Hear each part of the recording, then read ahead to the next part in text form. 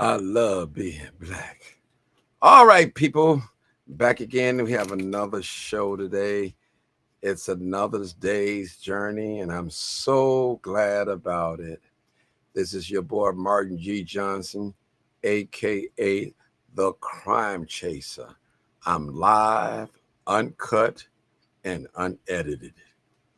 So, do me a favor while we introducing ourselves here on this channel. I need you to hit the like button, hit share, subscribe to my YouTube page. It's appreciated. We're not on here begging you for money. We're not trying to swindle you out of no money. We're not trying to run a guilt trip on you. Only thing that we ask you to do is to comment, like, share, and subscribe to my YouTube page. Please do that for me. It'd be gladly appreciated. All right. We're going to have a great story today. We're talking about the mayor of DC and President Donald Trump sent troops into her city or District of Columbia, if you want to say that. And we want to talk about that. So we're going to use Washington, D.C. as a roadmap that probably would happen here in the city of Chicago if they come. Now, I'm not sure if they're going to come here. We already know the FBI is here already. The ICE people probably here already. The ATF already stationed here. So that's no big thing. So we want to talk about that tonight. Some of you are going to be listening at this in the morning or late night or early afternoon. Whenever you may listen to this podcast, broadcast, whatever you want to call it, political correct, I want you guys to come on in and we're going to talk tonight. Now, my phone lines are open. They are open, and I want to hear from you. Now take in mind now today. Take in mind, people, let us be very respectful when we talk and call in. And the reason behind that we have other people that's waiting on the line and they want to say something. Now, again, if you are a Democrat, you're welcome here. If you are a Republican, you are welcome here. If you're a Green Party, if you're Black Panther Party, you're welcome here. If you're rich, you're welcome. If you're poor, you are welcome. If you're white, Arab, Haitian, Belizean, European, African American, Mongolian, hey, you're more than welcome on this live tonight.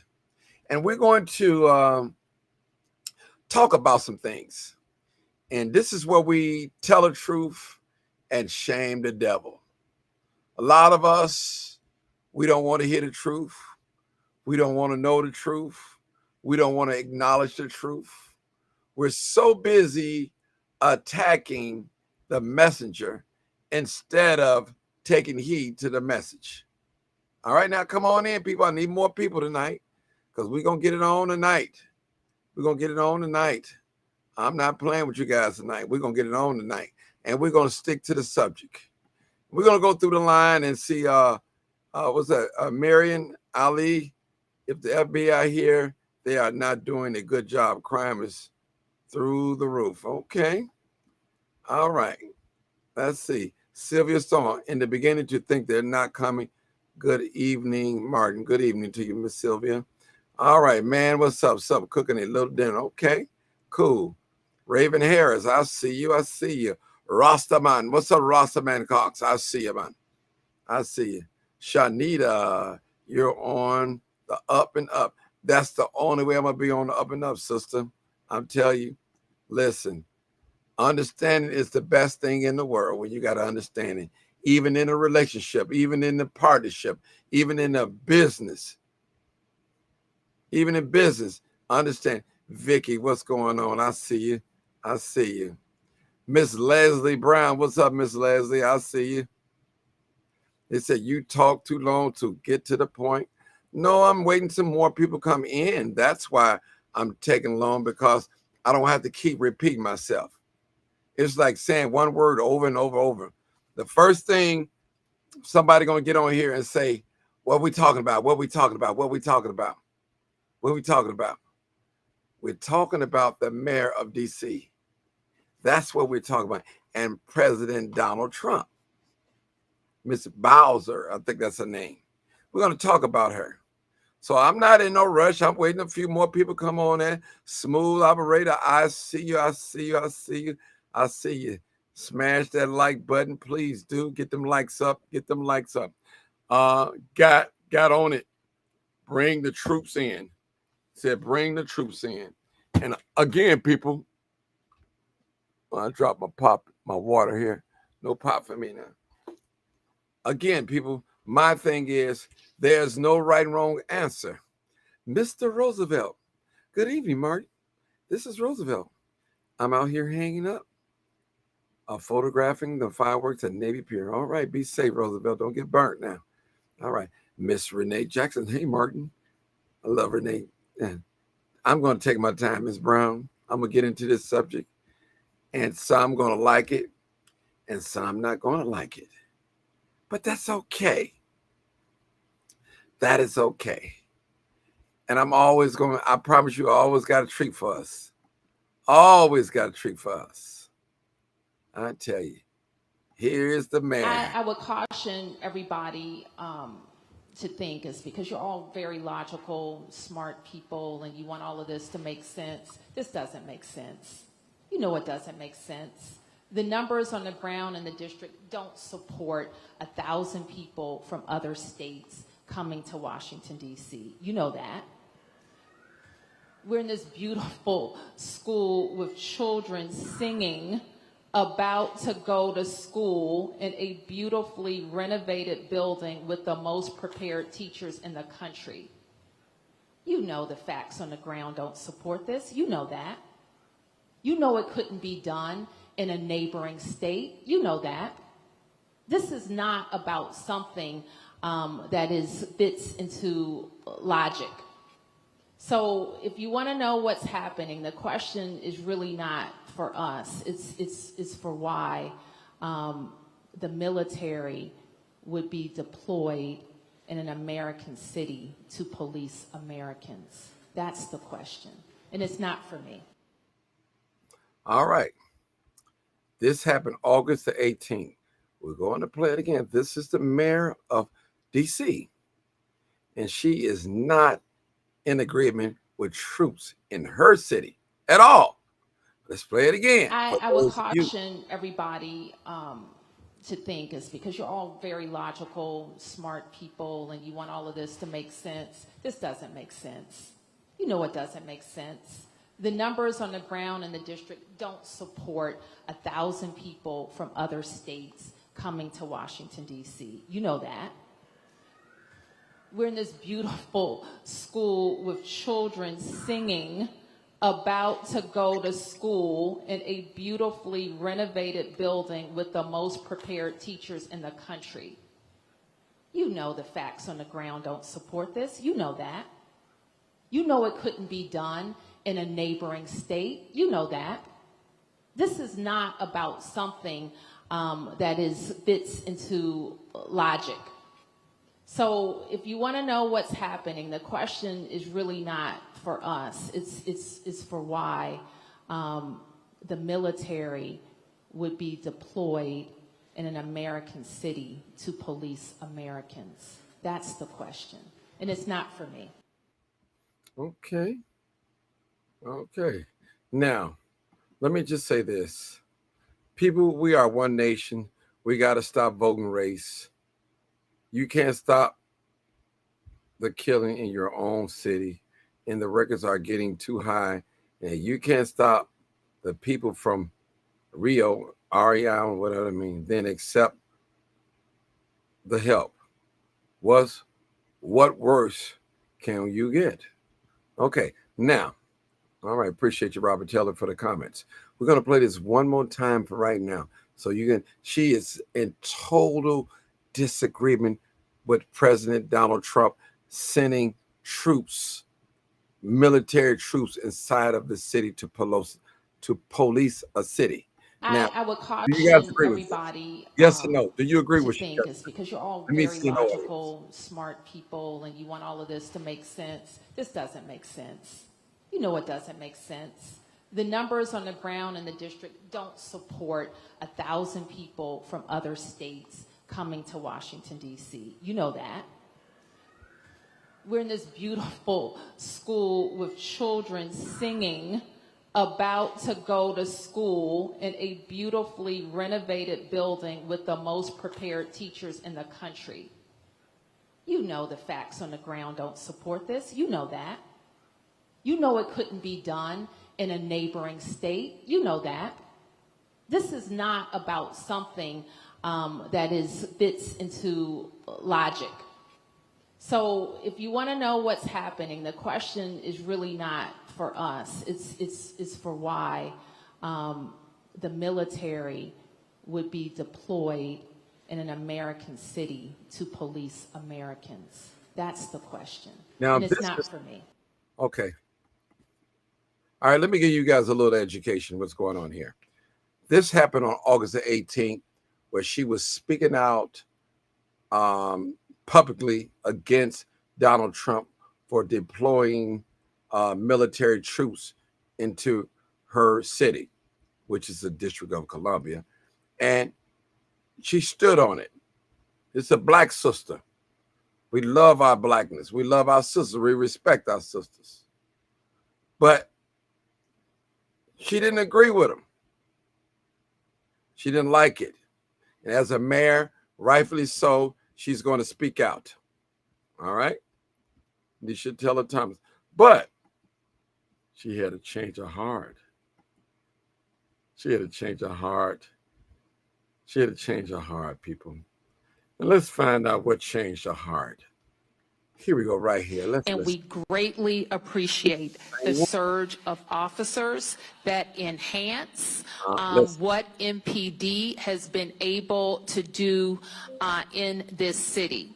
The most significant thing that we are highlighting today is the area of crime that was most troubling for us in 2023. Now, we have driven it down over the last years, but I'm going to get my glasses so I can make sure I can see it correctly. But for carjackings, the difference between this period, this 20-day period of this federal surge and last year represents a 87% reduction in carjackings in Washington, D.C. We know that when carjackings go down, when the use of gun goes down, when homicide or robbery go down, neighborhoods feel safer and are safer. So this surge has been important to us for that reason. Now, let me ask a question. We're going to play the video again until we get it. For those that didn't hear it from the beginning, it's a sound bite. Now, would you guys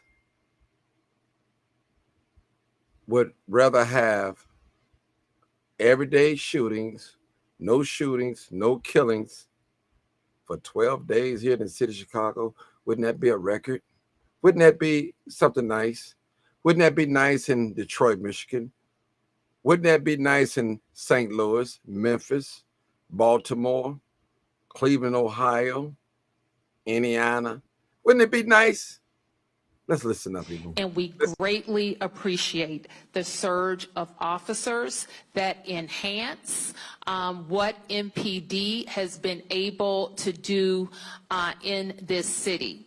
The most significant thing that we are highlighting today is the area of crime that was most troubling for us in 2023. Now, we have driven it down over the last years. Now, hold it right here. Our dear sister, our black mayor, it was just August the 18th. Today is August the 27th. She got it wrong, people. She got it wrong. She's telling you She totally disagreed with Trump. I played the little soundbite. Now she is very appreciative for the troops coming inside her city. Here we go. But I'm going to get my glasses Oh, so the I can phone make sure calls I are can coming see it in. That's what I've correctly. been waiting on. But for carjackings, Hold on. the difference between this period, this 20-day period of this federal surge and last year represents a 87% reduction in carjackings in Washington, D.C. We know that when carjackings go down, when the use of gun goes down, when homicide or robbery go down, neighborhoods feel safer and are safer. So this surge has been important to us for that reason. Now, a lot of you know, hold on, Mama Doris, before you come from the company. A lot of you know I'm pro-black. I love black people. I love being black. And I've been playing a neutral role with this. It don't matter if you want them to come or if you don't want to come. I understand both sides. But here is the mayor of D.C. She spoke in her own words. Trump didn't have a pistol on her. She put the facts out there. So I'm going to let Mama Doris comment on this. Mama Doris didn't know I was talking about this today, but I did text her and let her know that I was going live. Come on, Mama Doris. Come on.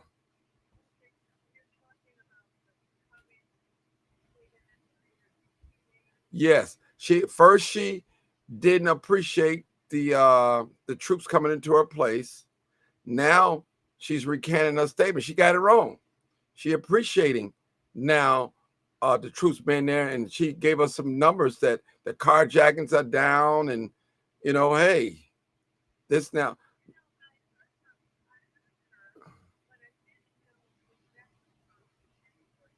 Oh no, that's today. That's today. I'm gonna play it again for you. I want me to play it again for you. I'll play it again so you can listen to it. Okay.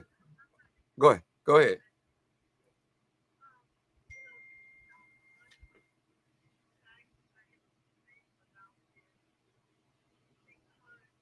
Hold on, Mama Doris. Hold. They said they can't hear you. Let me do something real quick. I'm sorry. Hold on. I probably forgot something. I know I did. I know what I did. It's audio. Hold on. They said they can't hear you. That's my fault. I'm sorry, people. Y'all know I'm the sound man, the light man, the video man. All right, now, Mama Doris, start all over again. They want to hear you. Go ahead. Okay. I was saying there is so much I have to say about this, but I guess it would take all night. I just want to say to the family, I am really hurting. I'm hurting for my people. I'm hurting for our children. I'm hurting for Black men. I'm just hurting for all of us. And I'm going to start out by saying, family, we have a responsibility to take care of each other. I don't know how long it's going to take for us to understand this. I just don't know. But we have a responsibility to take care of ourselves. We have a responsibility to make our communities a clean and safe place to live. We have a responsibility to protect our children, protect our elders. And brothers, I must say, I have to say, you all have got to step up to the plate. Black men, and this is not to demonize you or put you down, but you are the protectors of the community. And you haven't stood on your square like you should be standing on your square. You have not protected the community. We have not spoken out against those in our communities who are doing harm to us. If we don't put value on ourselves, no one is going to put value on us. We have allowed this to get out of hand. Now, crime is engineered, but you know what? We have to stand up first and say to these people in our communities, we will not tolerate you disrespecting the community. We will not tolerate you disrespecting and abusing our children. We will not tolerate you abusing and disrespecting our women, the elderly. We have to understand that first. And when we do not do what we should have been doing, the things that we can do, Tell the then the truth result and is shame what we're the here today. devil. How can I say I live in Hyde Park? I'm not living, that's not to say there's not crime in Hyde Park, but I'm not living in a community where I'm hearing gunshots all day long and all night long. I can walk outside my building 10, 11 o'clock at night and feel safe. I'm cautious when I do it, but I'm not fearful when I think about going out. But there are communities where women, where children, where the elderly cannot walk out and be safe. So now how can I sit here where I am and say, do not bring the National Guard to a community that's been it's in chaos, shooting all day, drugs are being sold, women are being raped, children are being killed. How can I say don't bring the National Guard in?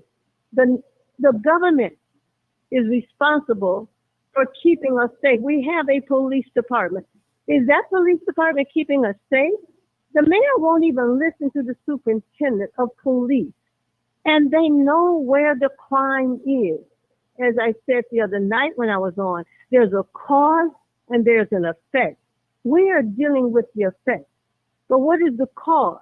Brandon Johnson, if Pritzker, if you're serious about the Black community, if you respect the Black community, and neither one of you do, deal with the cause and then come up with a solution for all of the violence that's going on. They know where this crime is going. Most of this crime is being committed in certain areas. They have the statistics. They know who the perpetrators are.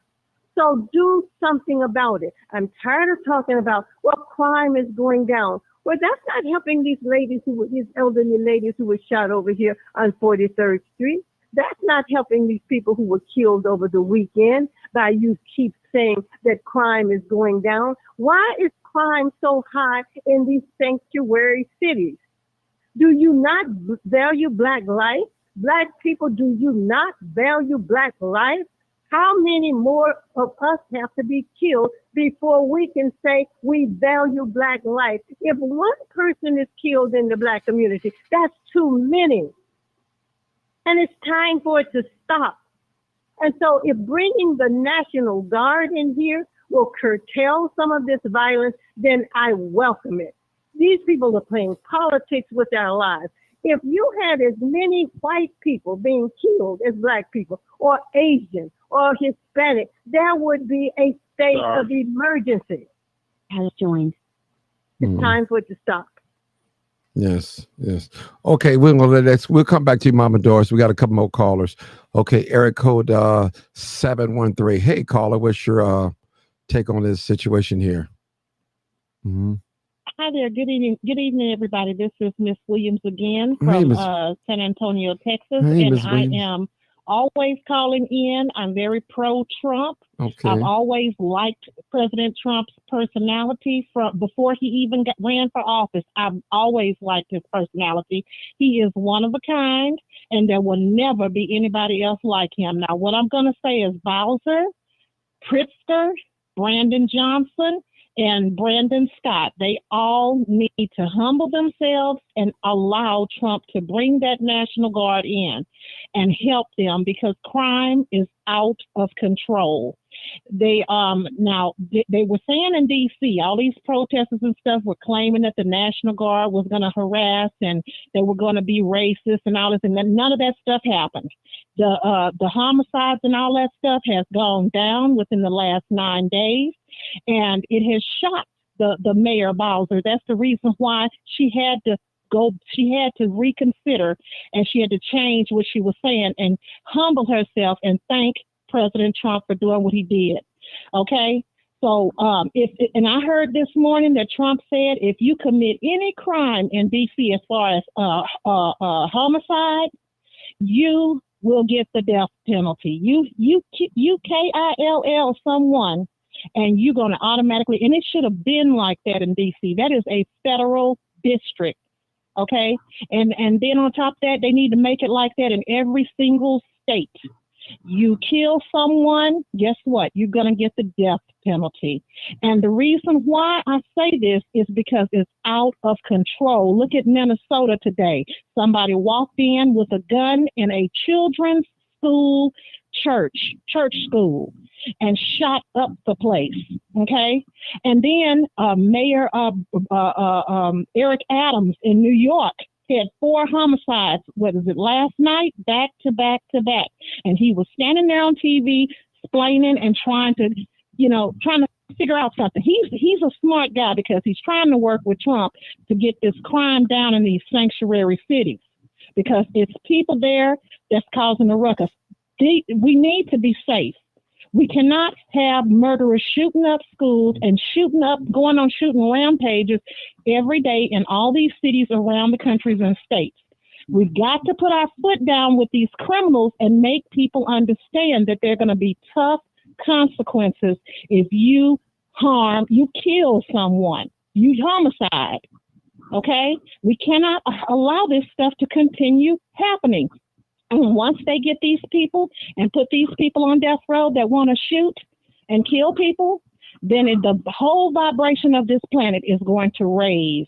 Okay, because we're going to be getting rid of these murderers. I don't care how much you have a problem with someone and you hate them, get away from them. Do not pick up a gun and go and do anything to anybody. Do not pick up a knife and go do anything to anybody. Get away from that person. Buy yourself a ticket to a bus ticket and get out of town if you don't like the person. Get far away from them. Do not harm people, because I'm telling you, karma, this whole universe is set up on karma. It's an eye for an eye. You kill, guess what? Somebody going to, and you're going to be the death penalty. And that's only fair. Okay, you should not be allowed to take the life of innocent people. You shouldn't be allowed to take lives of people. I can see if you have problems with people, that's fine. But do not take someone's life.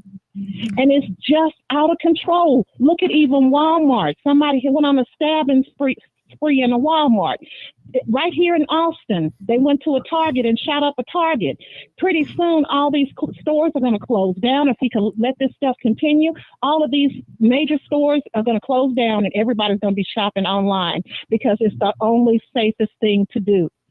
Do we want to live in a society where we staying in the house, we're hermits, and we're afraid to go outside because people are killing people?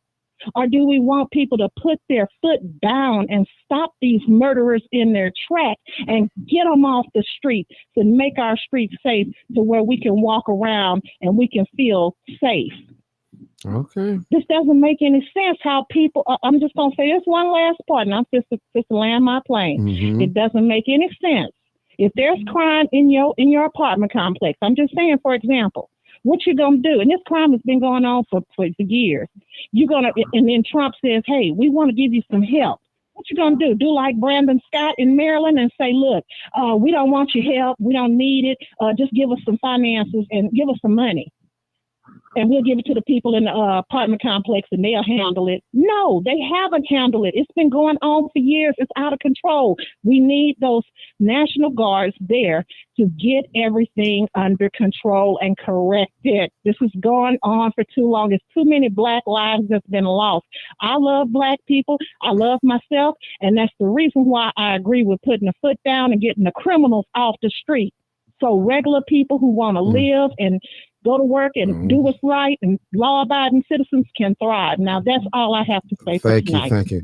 I want to leave a message with you. Make sure President Donald Trump sent them in a red state too, because I'm hearing that they're more crime. They high crime areas too. So in the red state. So he has. Okay, He has a list of states. I just want and it's a lot of red states on there. We don't want to discriminate now. All right, we're going to go to the next caller, Mr. Sarge. Hey, Sarge, you fell asleep on me last night, man. Sarge? Yeah, sorry about that. Man, I know you've been under medication. I know, boy, you were snoring. I kept trying to figure out who it was. Man, I could have robbed you last night. I could have took all your money. One thing about sleep, let me say this, Sarge. Yeah. You don't know you're sleeping until you wake up. You didn't know you've been asleep until you wake up. Then that's how you know. Okay, go ahead, Sarge. So what do you think about, Sarge, What's going on? Let me educate everybody what we're doing here. All right. Our dear sister, our black mayor of Washington, D.C., she got it wrong. She rekindled a statement. She refused the help with the troops coming into D.C. But now she made a statement today saying that talking about the 87% significant drop on crime in her place in District of Columbia, Washington, D.C. So go ahead, Sarge. Yeah, well, she had to admit she was wrong. And the other ones, they need to admit where they're wrong too. Now, me, I still stand on what I said. I don't want them there because I know how bad it can get. Now, the majority of us, we were born and raised in Chicago, and people from Chicago are bear pokers. They'll poke at a bear all day long, testing that water. And I don't want them youngins to be testing that kind of water. It end up being a whole, but maybe that's what's got to happen to things get straight. But the thing is, me personally, I don't want it to happen like that, But yeah, he's right, and it ain't been nothing, no homicides in 13 days running so far. Carjacking is down 87%, and that's a humongous jump. So, his plan is working. You can't deny that. But when it comes to Chicago, I don't think that those guard members will end up in the high crime areas. I think they'll be protecting like where the Nordstrom store is. They did the snatch and grab. Mm-hmm. Those areas there, and what they'll do is they'll insert more, ATF, DEA, FBI, the feds Mm-hmm. in those other areas. So when they do get their hands on you, you're looking at straight Fed time. You ain't getting that slap on the wrist. And also, the last thing I got to say is Trump's trying to end the cashless bail. You ain't got no money. You sit in jail until you got to go to court. Okay, so okay, go ahead, Doris. And we got a new call. Go ahead. We got two more callers. Go ahead. Go ahead. You want to let them go? Let them go in again. They can go in. Okay. Eric Cole. Yeah. We'll come back to you after them. 678. Hey, caller. What's your thoughts and opinion about this? We're taking calls. Hello, Mr. Martin. This is Dr. Love. I've been in the chat all the time, but I'll never call in. Okay. All right, Dr. Love. So what's going on? Let me talk to us. Talk to us. Oh, yeah, man. I don't have no problem with them, man. As long as they go to the urban areas where they going to make a change, man. If they just go into downtown, I don't think it's going to be no change. They need to go to the urban area. Okay.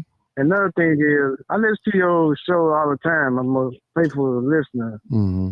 One thing I have a problem with is, it's like the older people that call into your show, they just gave up on the youth.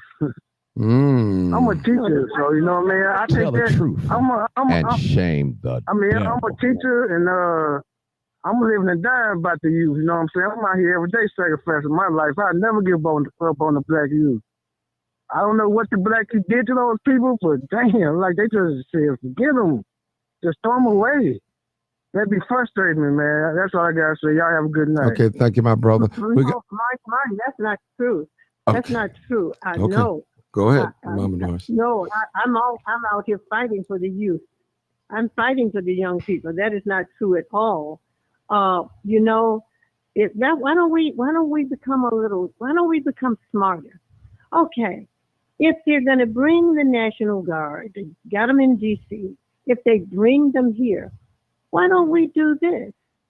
Why don't we say to the young people, just go inside. Beat them at their own game if you think this is a game. Go inside. Just be quiet. Go inside and reflect on what's going on. But more importantly, obviously, crime is going to go down if it's a police state at that particular time for however long.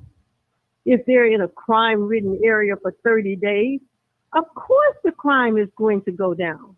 But I am concerned about what happens when they leave. What's going to happen when they leave? Pritzker and Johnson, if you don't want them to come into Chicago, then say to the president, call the president up and say, Mr. President, we want you to hold off. We don't want you to send the National Guard in here. Give us a chance to clean up this crime. If you don't want them here, then show us what you're going to do to clean it up. We can't be in denial. Crime is happening. I don't want to see our young people victimized. I don't think that's going to happen. If they work with them, they can go to the areas where the crime is occurring the most. He has a superintendent of police. They know exactly where most of the crime is happening in the city of Chicago. Work with them. Go into those areas. But when they leave, what are we going to do? We have a responsibility to make our community safe as well, because they're not going to stay forever. Okay, let's go to the next call. Thank you for that comment, Mama Doris. We know we'll always come back to you. We always give you first on here. Okay, area code, 7502, last four digits, 7502. What is your thoughts and comments? Good evening. Good evening. Good evening, Martin, and everybody on the panel. Good evening. Good evening. Martin, I just wanted to pick up on what Mother Doris just said. She made a valid point. It is going to take a community. We need each other, meaning mothers, fathers, aunties, uncles, grandmas, brothers, and god cousins. We need each other, because guess what, Martin? Ain't nobody else is going to do it but us. And until we can come together and love on each other the right way, we're going to continue to just be desensitized. Our kids is just buck wild, Martin. They wild, bro. They're wild. And nobody really wants to take accountability for nothing. And some of us grown people, we are rambunctious as well. And our kids is the same way. So, like Mama Doris said, what's going to happen? Like, what's going to happen? We come on the line every other night coming up with solutions, but we ain't doing nothing to fix the problem. We got Brother Pastor Corey Brooks. No disrespect to the brother, but you got something that you building over there that ain't going to impact nobody in that neighborhood. The man just went out and bought a big bus, trying to go city to city, doing something off some money that he raised that's not helping our community. You see what I'm saying? And one of your guests made a point the other night, Martin, about some of these churches. Some of these churches ain't doing nothing but ripping us off every Sunday, man. They ain't doing nothing for our community or our kids. Don't nobody care, Martin, and it's sad, Martin. It's sad. It is sad. And like one of your callers said the other night, that he is all up on the Chicago Transit Authority smoking weed, popping pills, drinking alcohol, just being unruly and untameable. It's sad, Martin. And then you got grown people doing it too. Like, what's the problem? Why can't us as a race of people, why can't we seem to get along and try to save each other? We come together for reunions, class reunions. We come together for motorcycle clubs. Now, Tell if the the truth National Guards and come shame the devil. if the National Guards come to Chicago, is it a good thing? It should happen, low-key. It's too much crime going on. And guess what? All these social media platform content creators is getting rich off of it. People like Justin Peters. No disrespect to Shutdown Crab Chaser. People like him that don't give a damn about our kids. That man get paid to post all this crime and content that's going on. Something needs to be done. And every time you look on social media, mine and Mother Doris, that's all we see is negative videos of Black people fighting each other. That's all you see. Now, don't get me wrong. We do see videos of Caucasians, Latinos, and Mexicans fighting each other as well. Yes, we do see it on social media. But most of the time, it be our people that's out there fighting for nothing. The fathers ain't nowhere around. Mothers raising these kids by themselves. Fathers don't pick up the phone and even try to call their kids, mine, bro. But they out partying, having fun, car looking good, Ram sitting on dubs. But they call to check in on your child. Mm-hmm. So, Mike, we got to do something, Mother Doris. We got to, sister. Because if we don't, my grandkids going to be fucked up. They ain't going to have no job. Because guess what? The Latinos and the Hispanics ain't going to hire my son. Even though my sons may be qualified. They may not get the job. Just because of how they look. Okay. We got to get out of there. They got to stop this. But yeah, that's my comments for right now. Thank you so much. Okay, thank you. Area code 206. Hey, caller. What's your comment or thought? Hey, man, great show. Thank you. Yeah, this is a very important subject. Let me just start by saying that, last time, the most recent show, I missed that one, but I got the one before that. And you were good enough to ask us how we feel on Border Patrol, and put the Border Patrol down, National Guard in Chicago. And I see the pluses and minuses. I was kind of leaning on the side of the old timer, but let me run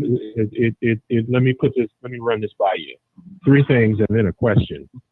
Number one, a lot of us are not aware that here in the United States, if you're 100 miles from an international border, Canada, Mexico, or an international water like Pacific, Caribbean, and Atlantic Ocean, part of this Constitution is suspended.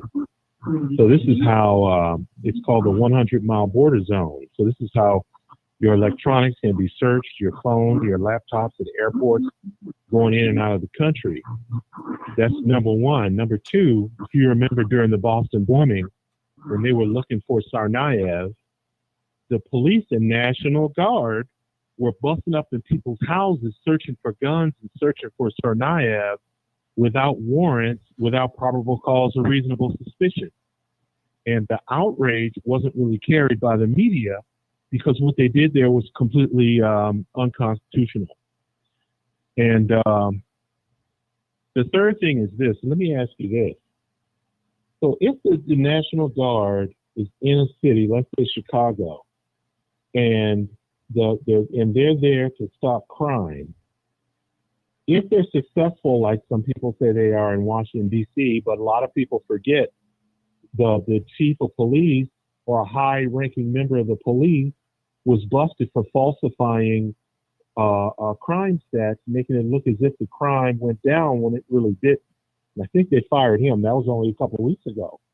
So if the National Guard is in the city of Chicago, and these fools go ahead somewhere and sit down and hide, then when the National Guard leaves, they're just going to come back out and engage in the same crime again, unless we are prepared to sit here and admit and tolerate the National Guard being in the streets of Chicago indefinitely.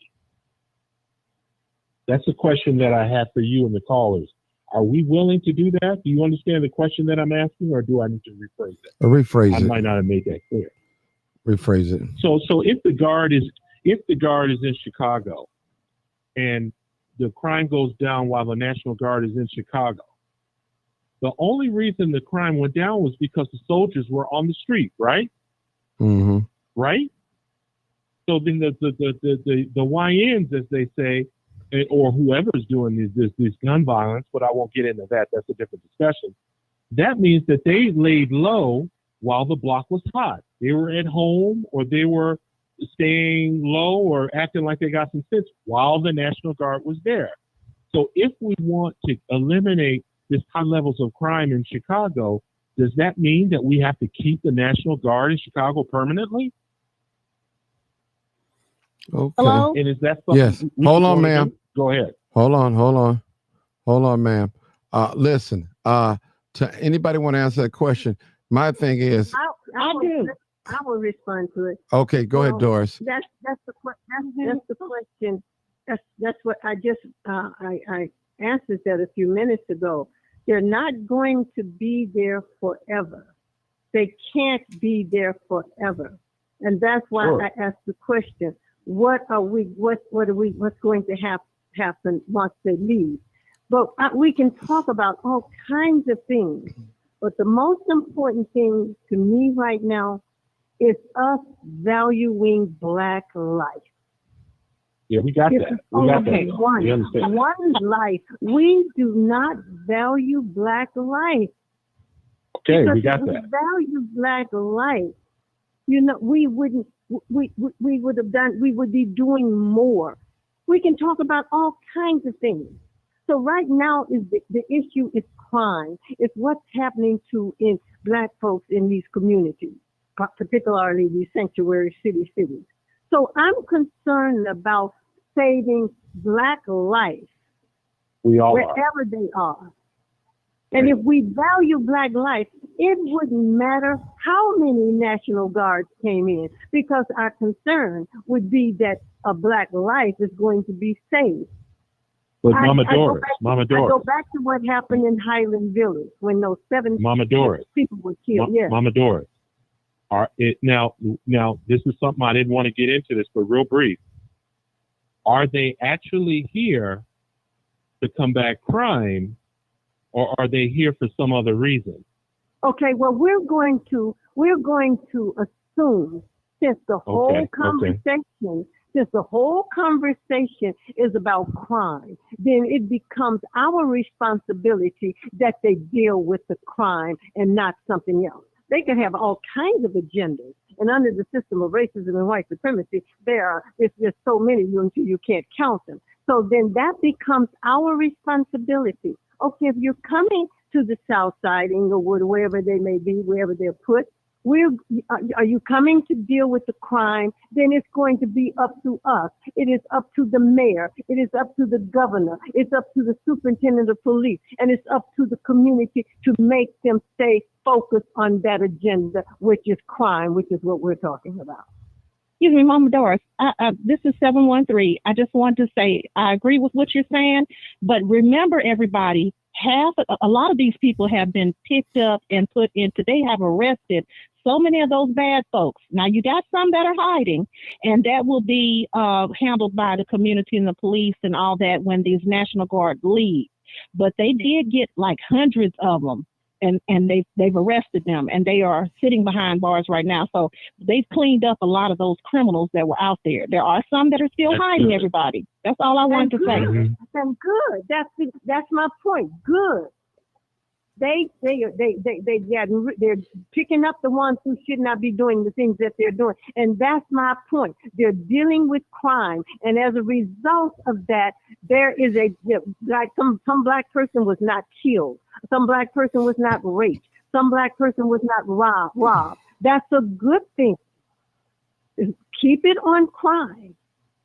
If they can save one Black person, I'm Tell the all truth for it, because I'm and tired of my shame people the dying. devil. I'm tired about my people dying. I'm tired of all of the things that are happening to us. So Let me ask you a question. crime. It's our responsibility. Let me ask this question to everybody, to Mama Doris, the conservative sister that was talking, Martin. Now, when the National Guard comes into Chicago, do you all recall, this seems a little off topic, but it still is on topic. I think it is. Do you all recall, will they also still be looking for deporting illegal immigrants? in Chicago? Will they be doing that too? If Or will they it just be front? if they do, I wouldn't have a problem with it. If they do, I wouldn't have a problem well, with it. It's my Me understanding, too. it's my understanding that that's going on in D.C. But here Well, I'm talking again, about Chicago. okay, but here again, all right, here again, whether they lock up, I hope they do lock them up, but whether they do or not, if it saves one life, black life, We Preach. got that. value, got I'm that. talking about valuing us as a people. And nobody's going to do it until we start doing it. That's not, I don't, if they don't pick up the chickens or the ducks or whatever, I'm not concerned about that. If they save one black life, because black lives are important to me. Our lives are important. We are Mama Doris, important. let me just interject here. This is 713. Listen. Also, when they come there, they also are the sisters like Danny C. They are begging Trump to investigate Brandon Johnson and Pritzker. Those people, they don't want him to come, like Brandon Scott, all these people, because they are involved in corruption. Yes, They they have are. taken all the taxpayers' money and given it to illegals and put it in their pocket and did whatever. They need to be investigated, and we praying that Trump will put Sam Bondi and this Cash Patel to investigate their tails. That's why they keep saying, no, we don't want Trump to come. And These are reasons why. I agree, because I'm in city council with Danny and Zoe. I agree. You're absolutely right. But we're talking about crime in the Thank black you. community Thank and you. stopping crime in the black community. Right. So I want Well, check them it to out. deal with the crime in the black community, and then they can go deal with Pritzker, who needs to be in jail. Brandon Johnson should be locked up, all of the things that he's done. So, but we're talking about black life. That's I just right. want us Right. to internalize black life. New caller. Well, let We me can tell talk you about why I all asked that question. kinds of things. Okay. Hold it, hold it. Can I tell you why I Hold asked it, that people. question? Hold Can I it. answer his Hold it. question? Hold it, Let- Sarge. Let this new caller get in real quick, because I did have one caller hang up. Then I can come back to you, 206 and Sarge. Got it. I promise you I'll come back to you guys. Thank you, Okay, sir. 3268. No, take your time. What's your thought or comment about this? Hey, Martin. Hey, Mr. Roosevelt. Hey, what's going on? I had to wait to get stable in order to call you because you know I wasn't going to miss out Right. on this conversation. No, I really wasn't. Yes, sir. You know, I mean, and I believe that the young lady from Texas kind of stole a little bit of my thunder. But all I got to say is that every word that she said was correct. I mean, because right now, something I'm headed from Navy Pier and trying to take a much longer way home just to avoid riding the red line. So it's going to take me a little bit longer to get home, all because I'm just trying to avoid the red line. Okay. And it's the same. I mean, people who smoking everything on the red line and all this other stuff. You're sick of it, huh? And All right. yeah, and the thing is, you can't say nothing to them. And the worst thing that they ever could have done, in my eyes and everything, was just legalize weed. So because a whole lot of stupid idiots, they automatically think, you know, as soon as you tell them about smoking weed, the first thing they be, well, it's legal. You know, when they made a law, or when they made laws, I mean, the lawmaker automatically assumed that people who had some common sense would be following them. Just because something is legal doesn't mean it's to smoke in every place. That's made to be. If you're gonna do that, I don't believe anybody should do it. Period. Because really, I believe that we need some kind of laws like Islamic countries. If you talk with it, you either go to jail for a long time, or either you get hung or killed. That's what we need. But for the people or something that who are going to do it, that's meant for you to do at home, all by yourself, not in the public. Okay. Well, Martin. then we all should be agreeing, based on what I'm hearing, that everybody on this call should be okay with the National Guard being brought into Chicago. I can't speak for nobody else, Mother Doris, but I know I am. I'm ready. I am ready. Black life. If it's going to save black life, and that's all I'm concerned about. But remember one thing, as I said, they're not going to be here forever. So then what are we going to do? I just wish that I wish there's a way that they could stay indefinitely. They're I mean, not. You're being okay, totally Mark. Okay. unrealistic. Let's be realistic. What are we going to do when they leave? Okay. 206 and then Sarge, because they've been Sarge, you next, okay? Real I want to quick. get Sarge. Okay, go ahead.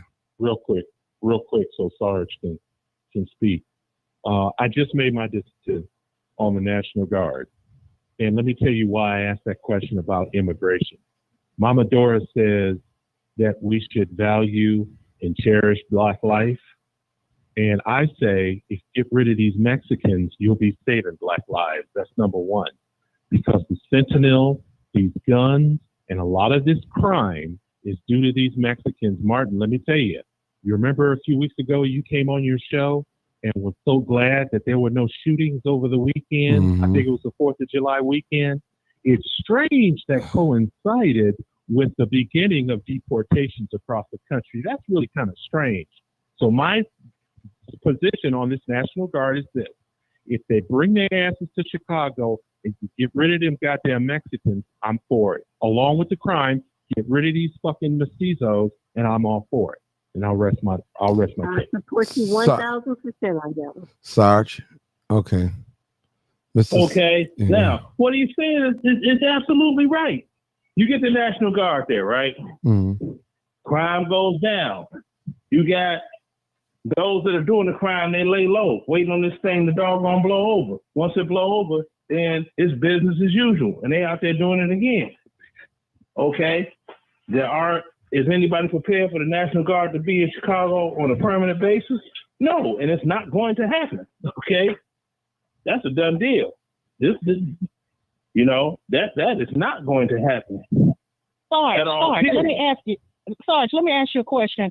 When he say federalized DC, does that mean that any crime that you're committing around there is going to be considered a federal crime? Because That's a those good criminals who are hiding, they're gonna be subjected to federal crimes if they're caught after this. If they federalize DC, absolutely, that's what it's going to be. That's what I'm thinking. Yeah.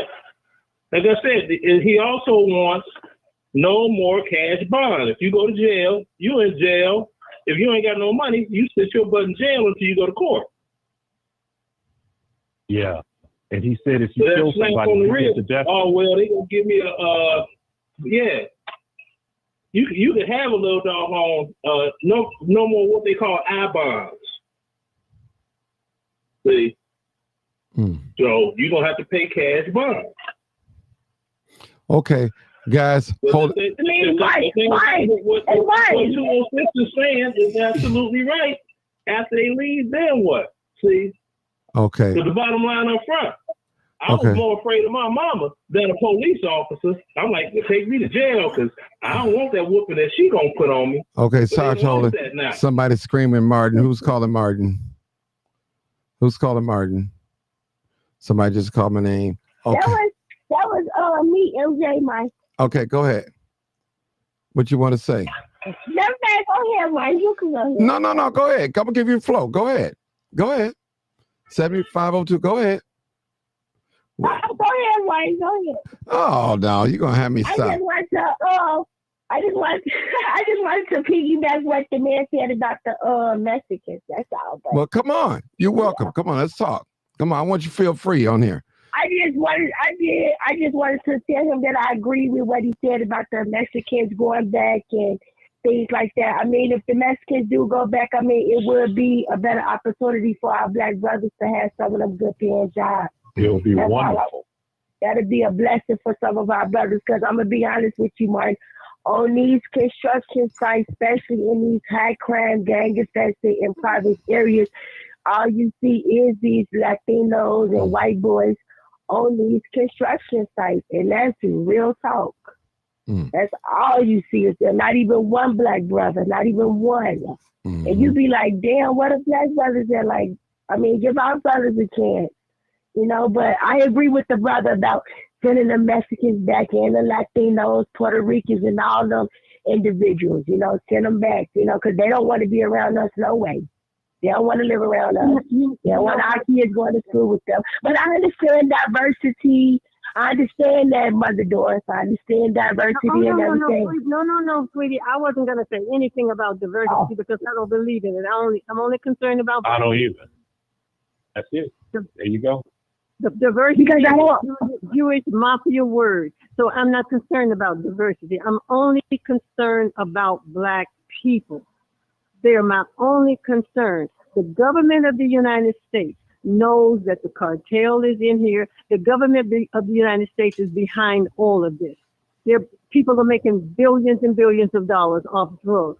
The government knows this. All of this stuff that's going on is not anything new. With this immigration, we are right back in the 1800s. This is what happened in the 1800s with our people. Frederick Douglass, W.B. Du Bois, the Defender, the Urban League, they all spoke out against it 100 years ago. They're not saying one doggone thing today. The same thing is happening today that happened in the 1800s, and you hear no Black leadership, no organization saying anything about it. And immigration is the number one threat to the Black community today because what they're trying to do, and it's been going on all along, but never have we in the history of America had the kind of surge in immigration as we did under Joe Biden, under the Democratic Party, and I could care less about either one, but under the Democratic Party, that surge started, and it's for the sole purpose of bringing these people in here, making them registered voters to replace us. Understand what is going on politically in this country with all this immigration. It is by design. Okay. I want to ask a question real quick. I want to kind of piggyback on this statement. Now, she was totally against, we're talking about the mayor of DC. She was totally against the troops coming to her city, and turned around so many days later. Now she's kind of like recanting her statement, and she's talking about how carjacking is 80%. Man, that is a drop. Now, let me just say this, people. Let's say this. Every time you say something, we always got to try to counter. We have to listen to understand instead of listening to respond. Now, it worked in Washington, D.C. I heard some of you say, well, some of them laying low. Well, they need to lay low. That's good. That's good. At least no one have to go to the hospital and identify their loved one or the more. You're right. So we'll take it as a win. I'm with you, Mama Doris. If it say one Black person, one Black person. I agree. Martin, she didn't have a choice. Right. She was forced to come out. She didn't have a choice when you have that significant drop. Right. She didn't have a choice or just continue to be a Democratic fool. Right. She didn't have a choice. Her hands were forced. And I'm glad she had sense enough and could humble herself and did not continue to allow it to be politicized, and humble herself enough to come out and say, well, it is working right now. And that's all they're concerned about is right now. Mm-hmm. Yeah. Yeah, I mean, I'm concerned about what happens when they leave. Well, right there, we'll listen. When we cross that bridge, we'll deal with it. But right now, we enjoy. Yeah, we'll enjoy the peace. You know, because we know there's 4 seasons. You know, 4 seasons in every year, 4 seasons. So the sun is not going to shine every day. It's not going to shine every day. So that's right. So they're protecting Black life. That's amazing. We have to value Black life. And if this is what it takes for Black life to be valued, then thank God. Yep, thank God. It's a win. I will say this, Mike. I will agree with Mother Doris. We do have to protect the Black life. We have to protect Black life. Protect each other. Black men, we need your protection. Yes. Black women, the Black men need our protection. So it's a give and take.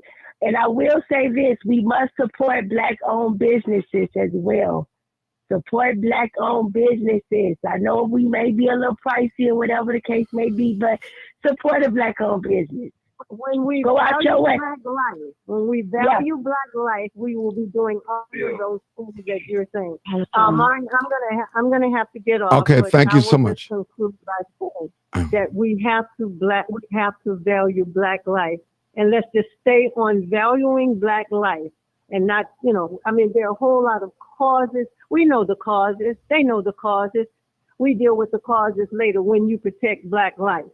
Okay, good night, everyone. Thank you, Mama Doris. Good night, Mother Doris. Come on. Thank you everything that you doing for the community, and continue praying and being with our youth because they need it, Mother Doris. Thank you so much. All right, Bill. We Come. need each other. We Yes. need each other. Good night, guys. Good night. Come on, Mr. Bill. Yeah. All right. That was a good thing that the mayor of DC recognized and recanted her statement and feeling towards the truth coming. I don't understand nobody that's in their right mind being against it. It can't hurt. All it could do is help us. Like you've been saying, or people on the show been saying, if it saves one life. They've had going on 13 days of no homicides, and all the rest of the crimes are down. But we know that they just laying low. That's okay. We'll take that. And just like COVID, the numbers was down. Everybody was in the house, and when it came out, it started up again. So that gives us a template that it can possibly happen. That we can get the numbers down. That the people that's committing these crimes got some sense. They ain't just out there going willy nilly. Why them people there? Whether it's the National Guard, DEA, ATF, or whatever. But we got to recognize there's a cause and effect. That's number one. Number two is crime is socially engineered. If these people that set up and socially engineered that these particular crimes are going to be heavier in our area, we got to outthink. Mm-hmm. And we got to start with the babies, man, the kids under 10. We got to start with the kids under 10. Everybody ain't gonna jump on board and listen. And I hear people always blame it on older people. Y'all just been through the youth away. I don't believe that's so, because most adults got kids themselves. They ain't just throw them away, but you have to, at some point, when you did what you can, for the most part, you just step back and wash your hands of it. Don't no man, woman, whoever it is, want to be disrespected. And they're very, very disrespectful. For whatever reason, they've created in their head that they don't have to respect their elders. That's the number one problem, because there's no boundaries when you don't respect your elders. Okay. And it's going to take the whole village after the troops leave, whoever leaves. We know this problem going to still be here, but we do have a template that we know that it's, a lot of the crime is unnecessary, but we know they can have some self-control also. Okay. You don't have to mobilize. Okay. Yeah. So, well, let me just say Excuse me, this. Martin. Yes. Go ahead. Yes, I wanted to agree with you, Martin, that we'll cross that bridge when we come to it. I hear so many people going, well, what if the people that are hiding come out? And what if when they leave, the National Guard leave? What if a bomb drops on your head right now, just like Trump told that reporter?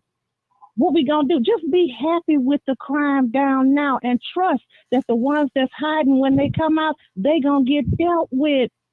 Can we just get a man his props for bringing the crime down to where it needs to be to stop the killing of these innocent, these Black people? I mean, that's what I gotta say. Martin, I agree with the sister, especially about keeping the crime down, because when we keep the crime down, that means we ain't got to get a funeral home no money. Mm-hmm. You know, they get rich off us anyway. Hospital, like you said, Martin, hospital, funeral homes, more, we ain't got to get them no money. And they make so much money off us. Some of these funeral homes are 24 hours now. So, yes, Martin, it's true what you said, but I'm going to drop the mic. Go ahead, Martin. Go ahead, 206. Hey, Martin. Yes, sir. Just real quick, one statement. I think it was Brother Bill that mentioned social engineering. Yes. We're starting to get at the center of the problem, getting toward the nut of the problem in the center. So maybe we can give that some thought for another show. Or yes. Something. I won't get into it now, but I think he almost hit the bullseye. He's a fraction of an inch off. Mm-hmm. Okay, real quick, I'm going to touch on it a little bit too. It goes to show you that in DC that people are paying attention. And you know, some of us that look like me, we scared of them white folks.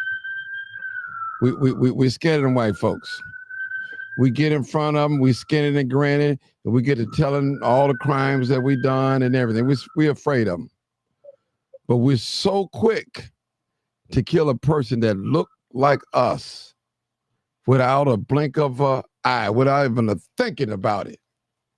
And I said long time ago on this show, and Bill, my witness, if you going to purchase a gun and you got a Black person in your mind that you want to kill, any Black, just a random Black person to protect your house, that gun is just not for no Black person.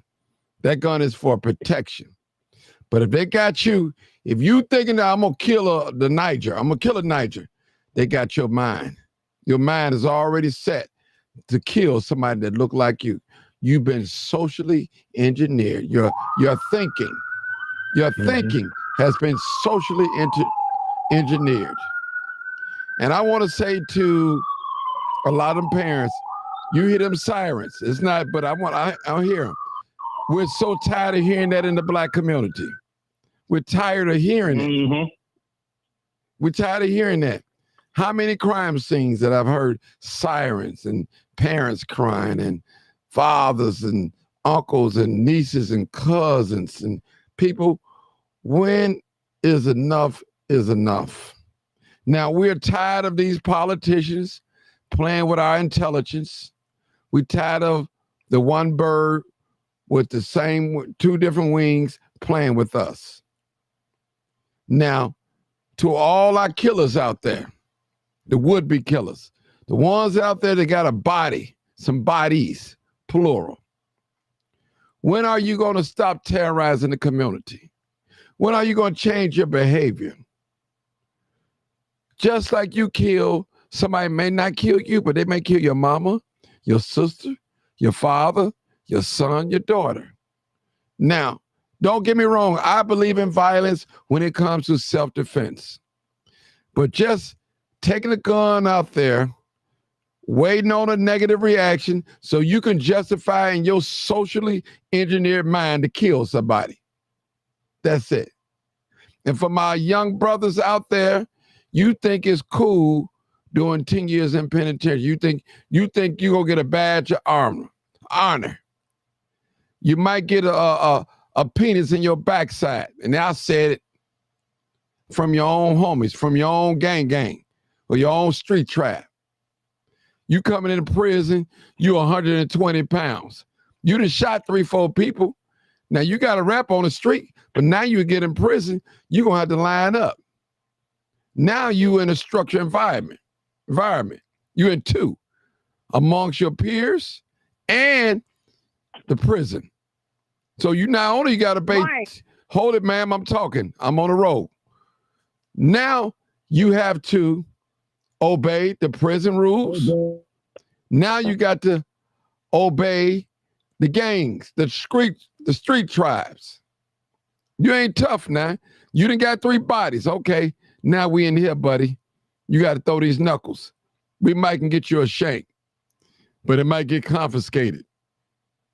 So my point is, your thinking is socially engineered. You said, well, Martin, he ain't none of my brother. He my ops. Listen, brother, let me explain something to you about taking another man's life for some foolishness, something that could have been talked out over everything. Foolish. Now you done killed your girlfriend. Now you done attempted to try to kill yourself and you wasn't so successful at all. It's sickening, people. Black people, we're going to continue to kill each other no matter if the troops come or not. It's going to happen. It's just the way life is. But over some little petty differences over a dice game, because I said something to your significant other. Wow, really? Imagine how many people that's sitting at home right now. You're on a psych medicine right now. And on top of that, you popping ecstasy pills that's filled with drugs, heroin, cocaine, and that stuff that kill you, fentanyl. Man, you are a time bomb waiting to explode. Some of these young teenagers out here, brother, they are serial killers. They are addicted to drugs. No one really wants to talk about it. They want to ignore it. You are your mama's baby. You're not my baby. Everybody's not going to view your baby as their child. Every parent, have you ever heard that term, loving eyes don't see no wrong? Your mama love you so much, she can't see the wrongdoing that you're doing. She knows she just washed your clothes out. It was full of blood stains. She knows she just washed your clothes. You had a Mercedes-Benz key fob in your pocket. She knows that. She knows she just washed your clothes and they found some 9mm bullets. They found the clip. But she don't say anything, or he don't say anything. They never address the issue. Now, when your son get gunned down, now you calling for the community activists, you calling for Channel 9 and Channel 7 and Fox 3, Fox 5. You calling for these channels to come to your rescue. And I know y'all don't want to hear this type of talk. You've heard it down through the years, but I got to tell it. The only time I'm going to stop talking about this is when I'm stop breathing or you stop committing these crimes like that. Then you won't have to worry about me talking about it. Period. You know what you're going to get on here. You're going to get some truth. You're going to get some good feedback, and we're going to tell you about yourself. Like it, love it, or not. And I notice when I get to telling black people about themselves or ourselves, they start getting off the line. They start ducking out. Damn, they don't want to hear that. But you're going to have to answer it one day when you see when you see your son laying in that casket. When you should have talked to him. You ignoring the fact that you found the key fob, a Mercedes key fob, in his clothing. A clip, some bullets. You found some alcohol, some weed. Well, Martin, it's only just weed. I smoke weed. But he's not old enough to smoke weed, and he shouldn't where he get money from to smoke weed. You're not supplying him with money to buy weed. He should be in school. And I agree with Roosevelt. The worst thing here in Chicago we could have done, made weed legal. Because when they made weed legal, guess what? All the young people to start smoking weed. More so. You see them on a bus stop, rolling up blunts in the bus terminal, rolling up blunts, licking their lips and all that. And they know they on retinol. There's some type of psych meds. You don't know what type of chemicals they're putting on this weed or in these pills. A young man come in my office today, and I have to tell his story. He's going to school. I don't want to give too much information out because of, these laws. But let me just say this. The school asked him to leave today because he into it with some street gangs. He waved from the other side, and they know it. He visited the office today. We fed him. We talked to him. One of the supervisors cried on the supervisor's shoulder, and he said, man, this is one of the best days I ever had. And he cried. And the supervisor gave him a hug. He said, man, if you was my son, I'd kiss you on the cheek, but you ain't my son, but I'll hug you. And that was proper. The brother cried. He left there knowing that we cared about him. And you know what, people? If I can help that young man, I will. Because I would hate to have to see him on Legal Help Firm knowing that I could have helped him. Get out of that school and go to another one. You'll be surprised, people, of our young people walking down the street with their face covered up, their head covered up, and all they need is a hug. All they need is somebody to just talk to them for a few minutes. Yeah, they walk around with their weapons. They know who their ops are. Most of the time, they ain't even thinking about you. They ain't even thinking about you. They just know that they into it with this gang set, and they got to protect themselves. Now, is that right for a young person to walk around with a gun? Are you saying Martin Day should walk around with a gun? No, Martin Johnson's not saying that at all. Some of our young folks, all they need is a hug. All they need is somebody to sit down and talk to them. Put your cell phone down, quit texting while you're talking to them or her, and have a real conversation. Just mom and daughter, father, son, whoever. Grandmama and son, grandmama and daughter, or uncle, niece, whatever. Have a real talk. And I want to challenge people. If you were living in D.C. right now, and you don't like Donald Trump, he's a Republican and he's a racist, and I understand all that what you said about Donald Trump. I understand. I understand all that. I understand all that, people. It's understanding. But if he brought some temporary peace to your town, to your city, would you take it? Well, no, he's a Republican. I can't say nothing to him. See, black folks, let me tell something to you. We need each other. Real talk. I heard somebody feedback. So if I was living in D.C., I would take that temporary peace. And I wouldn't worry about when they come out, when they leave, but I'm going to enjoy walking to the park. I'm going to enjoy driving my Lexus or whatever, my old school car or my new car. And I'm not worried about nobody trying to carjack me because the boys are in town. I'll take that as a win. The same thing I told you at the Bud Billiken parade. I told the parents, now, which one you prefer? A boxing match or someone getting shot and have to go to the morgue? Everybody made it home at the Bud Billiken parade. Everybody made it home. And listen, people, those parents that have lost a loved one, they ain't trying to hear about, we don't want the troops in here. They're not trying to hear. They want justice, not only for their son, for people, other sons. And that's real talk. This mayor, she had to recant her statement.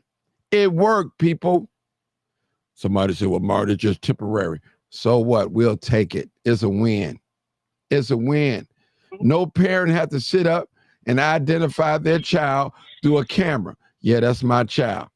Now she got to figure out how she's going to bury him or her. That goes to show you these Negroes can act right when they want to. When the fire get on their backside, it's no excuse. They just don't want to. Yeah, it's no excuse. Brother Roosevelt, it's because they taking drugs on top of drugs and on top of drugs. And real talk. Yes, and you get so tired of it. And Martin, I know you're on the roll, but I got a question for you. What do we do to get that rule or that law overturned when it means we legal? How do you get a law like that overturned? Speak up about that as well because I wish we could get that overturned. Okay, I think I got a new call. Hold it. Mr. Martin, Yeah, no, hold it for a second. Okay, yeah, hold on. I think I got a new caller. I want was it? I think you did too. I think that caller was here once already. 6650. You was here already. You called back. No, let me get this caller right quick because I don't remember them being here. 8250. 8250. Hi. How you doing? I'm Kiara. Hey, Yes, Kiara. Hey, friend. Kiara, how are you? That's my How are friend, you, y'all. Martin? How is everybody Good. today? That's my friend. I love her. Just my Peace be friend. with you. Right. Yes, I love you too, Martin. Mm. Allahu Akbar to everybody. Yes. That means God is the greatest. So first and foremost, I am 35 years old. I have worked in a specific insurance and legal field for the past 11 years. My first introduction to marijuana was around the time when the DARE program was coming around in the school system for the city of Chicago. I'm not sure if everybody, experienced what the DARE program was, but it was very dominant in our school system. And it did teach us about the introductory and, gateway drugs. Okay. And with me having doctors and nurses and different natural medicinal people already in my life, I learned very young about different ways that drugs and food and different things affected your mental health. Okay. So it's a mixture of things.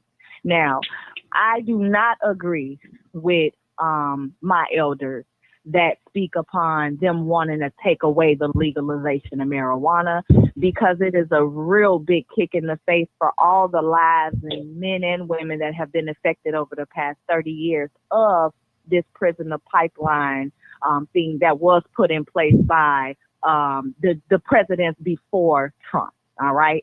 I don't agree with it.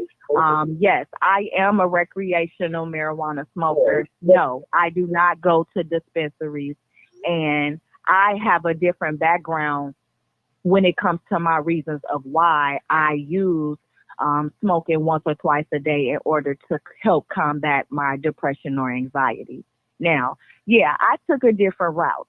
I took a route to become educated about my mental health at 17. My mother had to put me into certain type of therapy and counseling and programs in order to get me, and my father, in order to get me to understand certain realities. And I've never tried anything beyond marijuana. Okay. So it is millions of people like me that have decided that, and yes, we do deserve to have the same freedoms and laws that these others have had in order to sell us recreational marijuana as of 2025. I don't agree with talk agents and other people being able to set up shop in the city of Illinois and charge us for having to pay for the things that the government was already giving veterans and people who had certain illnesses that could not take prescription medications and needed to smoke the marijuana. So just because older people that decided to let go of drinking and smoking and doing crack and heroin and whatever they did, and we as this generation decided we still do want to smoke weed, we do not need to be punished for that.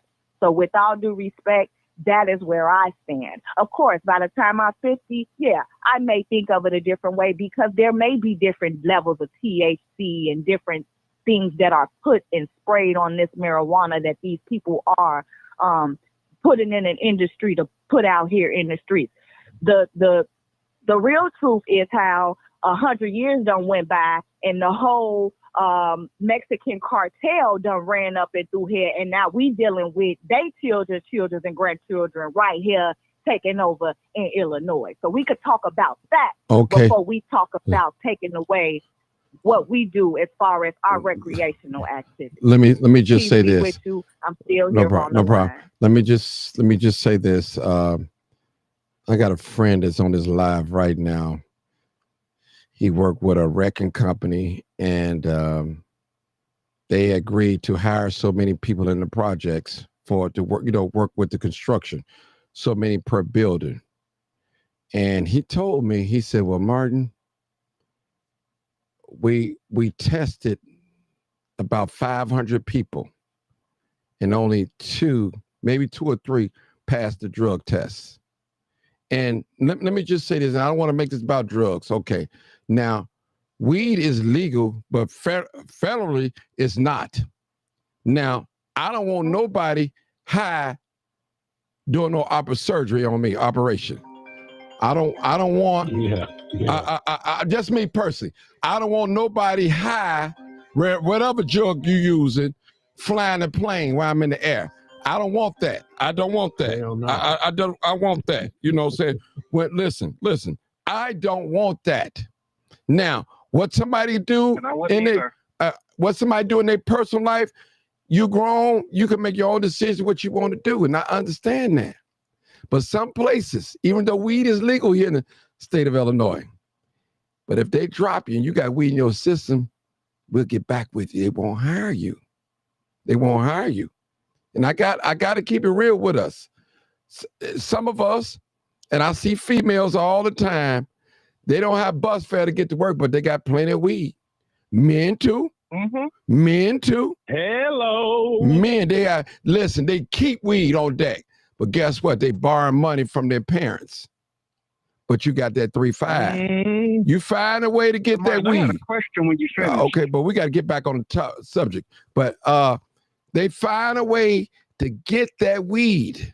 I'm telling you, people, young people, anybody that introduces you to drugs is not your friend. They are trying to destroy you, period.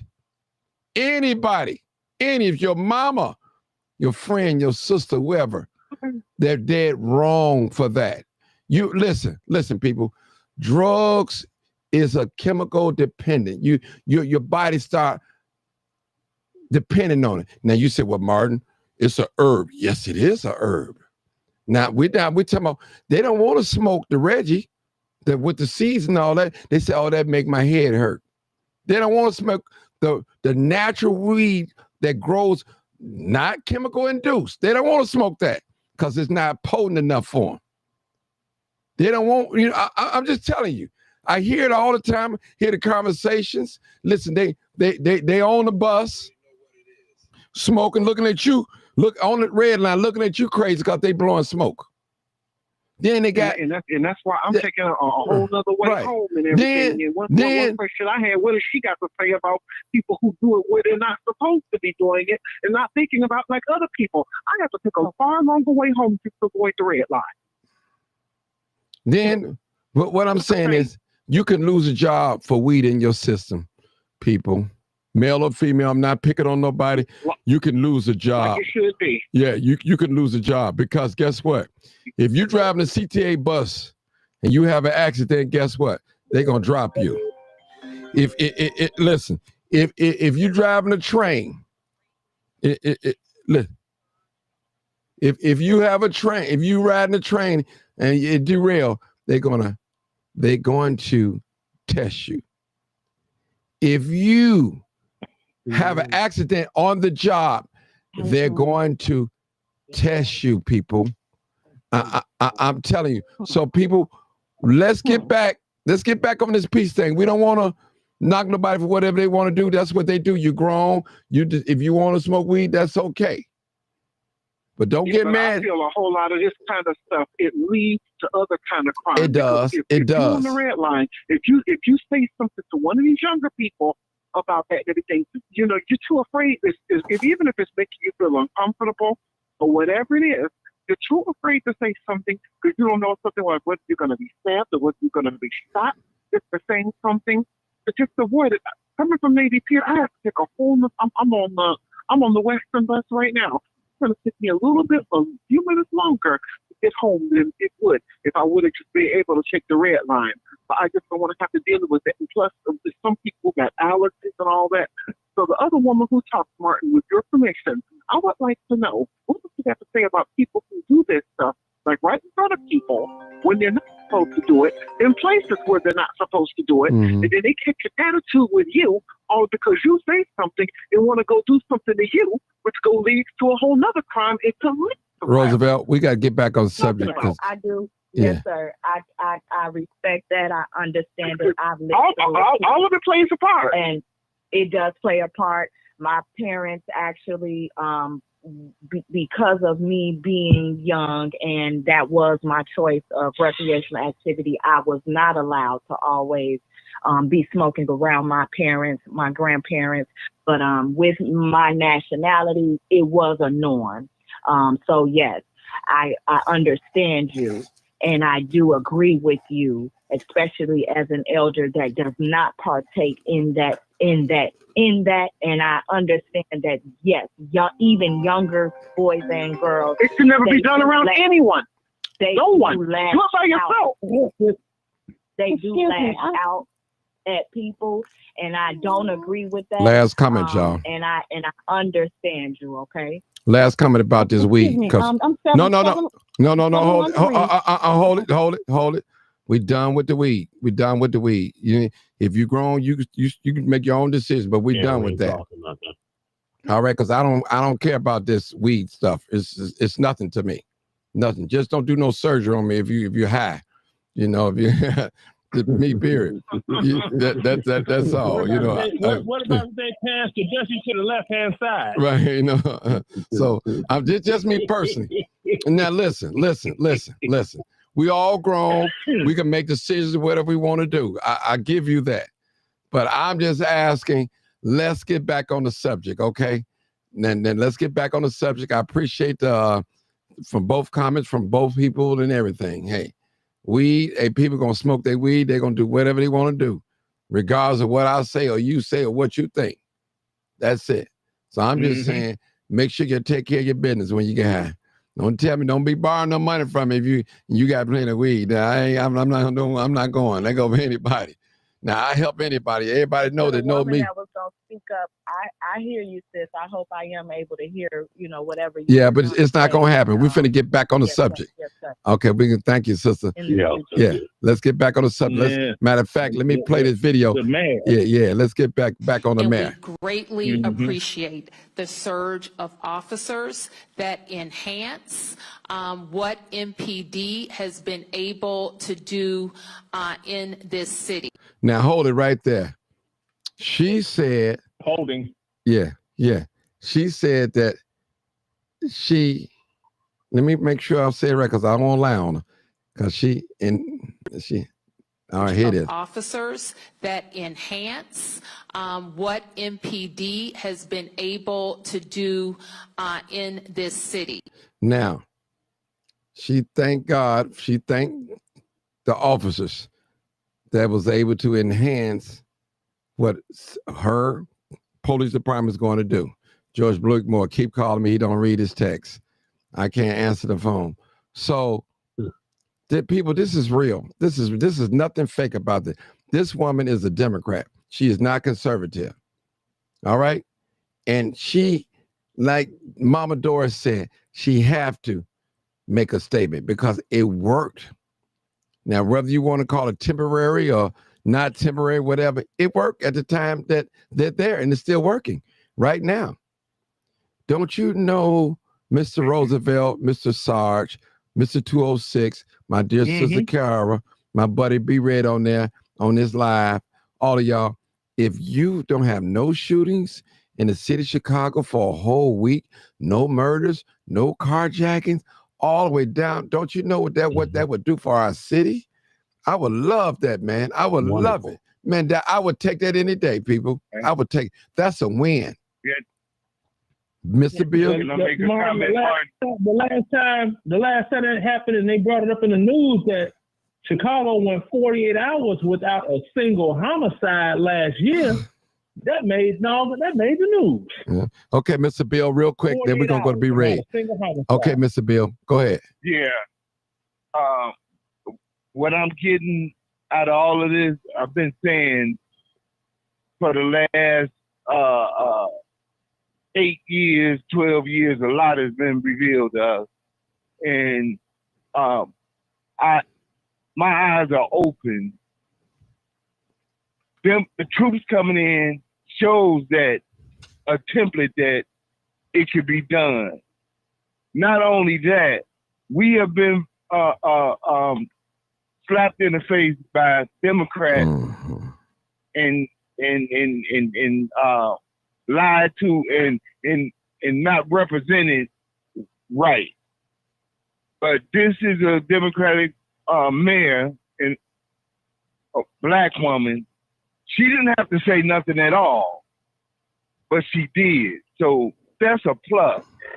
That's some representation that we need, some words that we need, and some signs that there's somebody still out here other than what we've been getting as the norm. That's all I got to say. All right, 214. Come on, caller. 214. Hey, buddy, what's happening? Hey, buddy, how you doing? It's a wonderful thing that, you know, we've had 8 days that nobody had to go identify their people in that place, man. Mm-hmm. That's a wonderful thing. I don't know if any of you people on this phone have ever seen a family go down to that place. Mm. In the city of Dallas, when you go down to the morgue, they put them in a private room.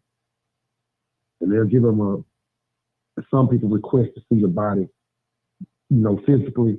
And a lot of times they give them a picture. And I've literally had to go down there before.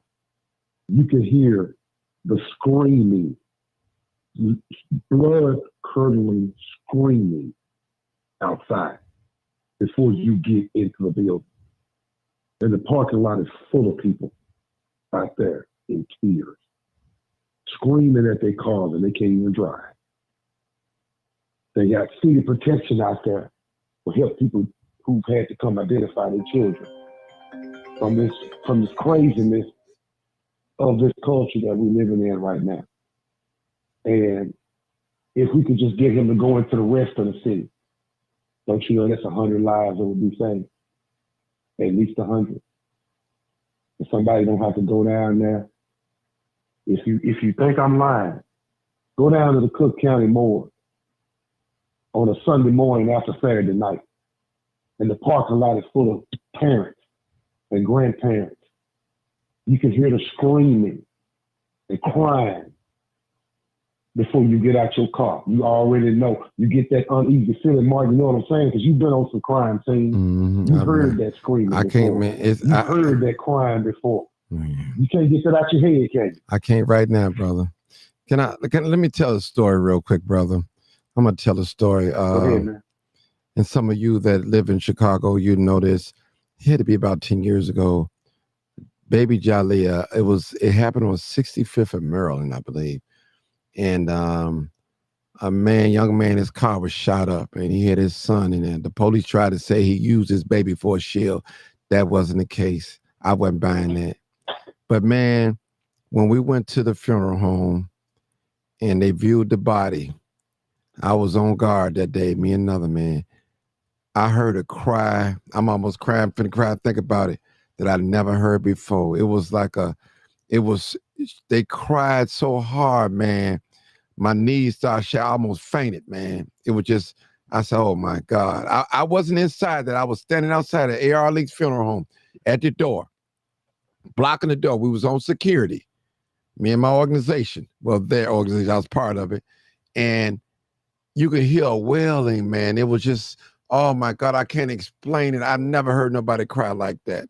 I never heard nobody cry like that, brother. It was just so heart-wrenching, man. That's when I first started doing the crime chasing, man. People don't understand when you kill people, loved ones and stuff like that, the pain and the damage that you do. Man, the worst thing, listen, I think I messed up because when I go to a crime scene, brother, when them parents come running out there and brothers and sisters start hollering crime, I turn that camera around, man. I get out of there, man, because I don't want to hear that crying. It hurts. Y'all just don't know. You just don't know. When you go on one of these crime scenes and see some of these people that's crying and hollering and screaming and questioning God, say, God, why this happened to us, God? Then when the crime don't get solved, that's another pain. They got to keep reliving. Every anniversary, they got to keep reliving that pain. Then they calling down to the police station. The police telling them, hey, we'll call you back. Your detective, he's not in. They get the runarounds. Nobody's helping. No news on it. No community activists on it. It's all messed up, people. I'm telling you, it's no good feeling. I'm telling you, the dark side of crime chasing. You're not gonna hear nobody tell you that. It messes with your mind, people. It messes with your mind. I'm telling you. Trust me. If I wasn't a spiritual person as I was, I probably would have lost my mind. Going all them crime scenes, looking at these young people laying on the ground with their gun beside them. They didn't get a chance to shoot it. You know, it's real, people hearing people and mothers crying, people. It hurts. Listen, Brother Bill, Brother B. Red, Roosevelt, when I go to a crime scene, man, and I see a young man laying on the ground, man, I think of my son. I think of my brother, my cousin or something, brother. I really do. I said, that man ain't never coming back here, or that young boy not coming back here no more. It's over with. And I'm going to tell anybody that's listening to me right now under the sound of my voice, you only get one body in this life. Be careful how you treat it. Be careful what you put in it. Be careful what you do with it. Because you're not going to get two in this life. You're going to get one. And it's one and done. And that's it. Go ahead, my brother B. Red. I had to say that. It's necessary, what you just said. Because, see, we put on this mask of indifference. Some of us have never experienced it. If you ever heard of a woman's soul shattered, kill her baby. Good, bad, or indifferent, kill her baby. I don't care how many troops they roll in there. And I know the Sarge is right about, it's a fine line about putting our military on the street. It really is. I really don't want our kids in the military put in harm's way like that. Because these are the kids that are actually trying to do something different with their lives. I don't want them seeing involved in this. Because a lot of the kids is black. But the truth needs to be told. See, that's the part that they don't show on TV. That's the part that they don't show in the movies. They don't. If you ain't never heard a person's soul shattered, go to your local morgue, especially if you live in a big city. If you back at life, if you really got an opinion on this, drive your butt down there to the DeKalb County mortuary on Sunday morning after a Saturday night. And they got this boy, this woman, these girls now into it like this. Go down there and see a 19, 21-year-old child. And her mother and father and grandmother and brother is out there in that parking lot. And they can't just leave because they can't even drive. They have a section in Dallas County morgue where you pull in there and they lock the gates behind you. It's all set off to the side. Everything is set up for this particular purpose. And when you go down there, I don't know how to describe it. Maybe you can, but it's like the air gets cold. It's like the birds stop chirping. It's like the whole place gets silent because everybody's respecting the fact that there's dead people here. And all you see in all these cars parked out there, Hispanic, white, black, because this is the county morgue. They get them all. All you can hear is crying. And see, if they start to show more of that, not the sensational of the kid man out there with the gun in his hand, and he bleeding all over the street. We've seen so much of that on TV, we desensitized to that a lot of ways. But like you said, when you get out there and you see the real atmosphere, it ain't that sanitized version that we see on Law and Order or First 48 after all that's been cleared out. No, you get down there and you see that car screeching up there. She can't even get the car stopped when she's jumping out the car. The baby mama running out there with the baby in tow. And before they can even get there, the police will stop. No, we don't want to see this. And all you can hear is screaming. You can hear it for blocks. It's louder than the gunfire. And this is facts. And this is why what you're doing is important on this particular subject. You've been 3 days in a row because it's that important. I hope the man don't continue to play politics with it. Go ahead and send them into these red states as well, because they need to stop this crap in Memphis. They need to stop this crap in New Orleans. They need to stop this crap in Atlanta. They need to stop this crap in Jacksonville, Florida. They need to stop this shit in Oklahoma City. They need to stop it in Tulsa, East St. Louis, St. Louis. This has got to stop. Somebody got to do something. What else can we do? Because we begged, we pleaded, we held marches and candle lights and released balloons and all the stuff that we've done, Martin. You know what I'm telling you the truth. Mhm. We've done all that we can do as human beings. We got to do something.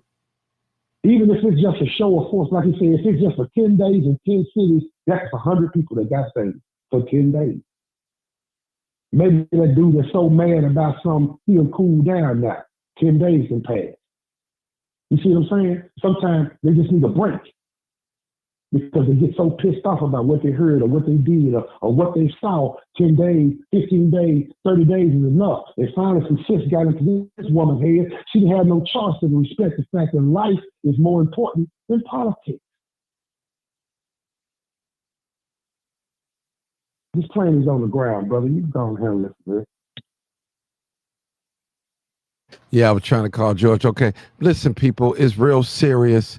So when I told you guys that there's no right and wrong answer if you want the troops here or not, and the real reason I said that is because a grieving parent, a brother or sister grieving, they want justice, not only for their loved one, for others as well.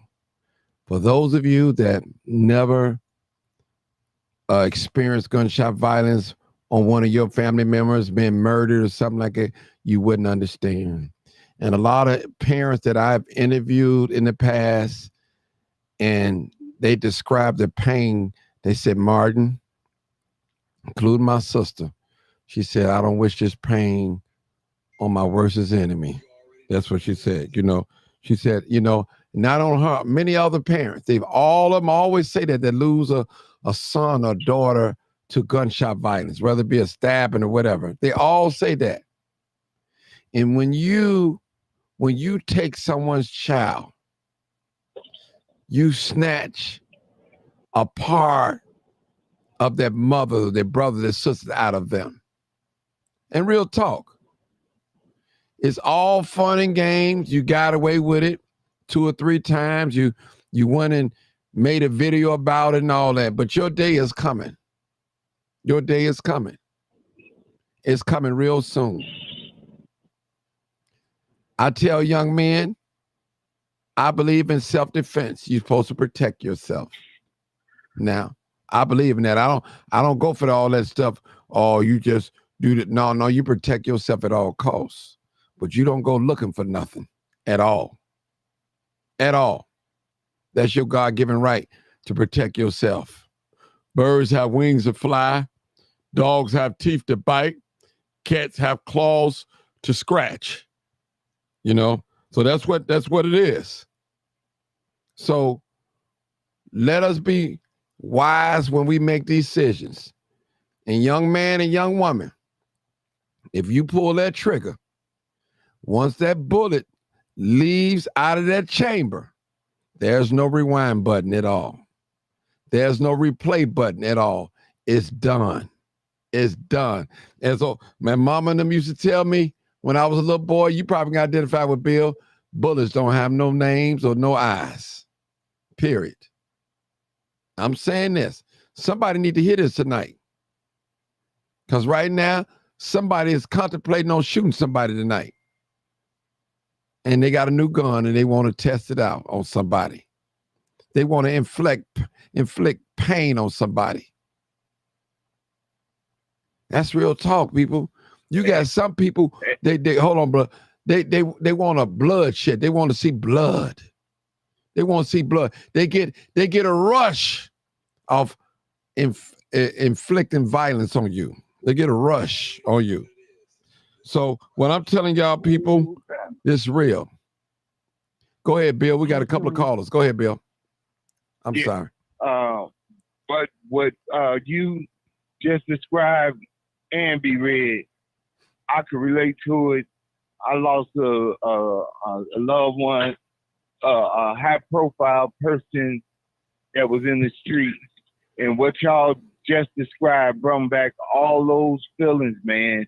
And it's a difference between somebody you know that died than to have it, their lives snatched. It's a pain that's undescribable. That cry that y'all described, I did it. I felt it. But back to the subject also, if they do come to Chicago, and we've been saying they're gonna lay low and all this, it's a plus, a win. But this would be a time for us as grown people, older people, to talk to your kid, your nephew, and explain that you're not doing what you've been doing, and you sitting down. Now, why can't you do this all the time? You know, that's a start. But I firmly believe to work on the socially engineered crime, it's gonna take the whole village, and we gotta have something that these young people respect and also love. Amen. Whether it's gonna have to be the whole village, men, women, police, street people, Martin Johnson, Bill, B-Red, 216 is gonna take all of us. And we gotta save those babies so that they don't think that this way of life that we experiencing now is the norm. These kids think that these 15, 12, 13-year-olds that's killing and up into the 20s, they think this is the norm. And I'm here as a person from the street, take part of the responsibility, because I was around doing things, glorifying it in the 70s, 80s, 90s, and 2000s. So that's why I'm committed to correct some of the wrongs, and so some of the people don't have to feel that pain that you and B-Red just described. That's all I got to say. We got a new caller. Yeah, Okay. brother. Yeah, well said. Old timer, how you doing? It's a preacher man. Come on, preacher. Oh man, God bless you, man. Everything sounds good. Thank you. Thank But you, my brother. we have a lot of the people kind of look at us as being different, because we have a lot of unemployment. We got unemployment issues, and I ain't talking about the migrants taking a job. We always have had an issue with unemployment, and unemployment, man, it causes people to go into a different mindset. And black people, to me now, not just to me, because I'm coming from the 50s situation here now. So we want to be able to be ourselves, and we want people to respect that.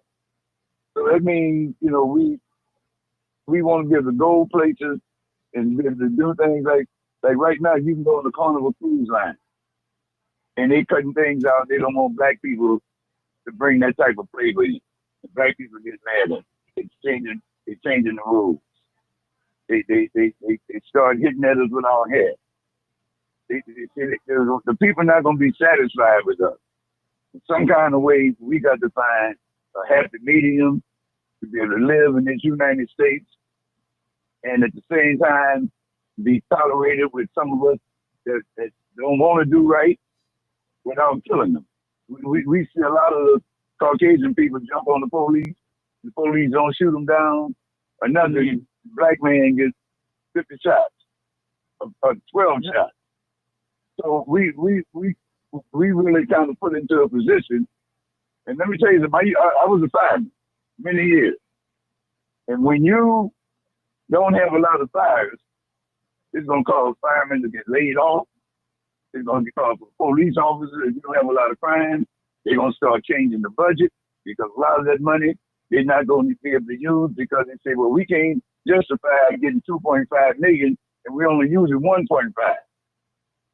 You ain't going to better have all those police officers out there. And so when they're going to put that new budget in, they're going to say, well, look, we just cut down on crime. I see, so we got to lay some of y'all off. And the white people ain't going to like that. So I'm telling you, it's a trick. Some kind of way it's a trick thing, but it's only geared toward us. They still going to be trying to pick at us and cause us to go into that uprage mode, that rage mode. And we got a passion for a lot of stuff. If I score more points than you on a basketball court, you and I are subject to fight.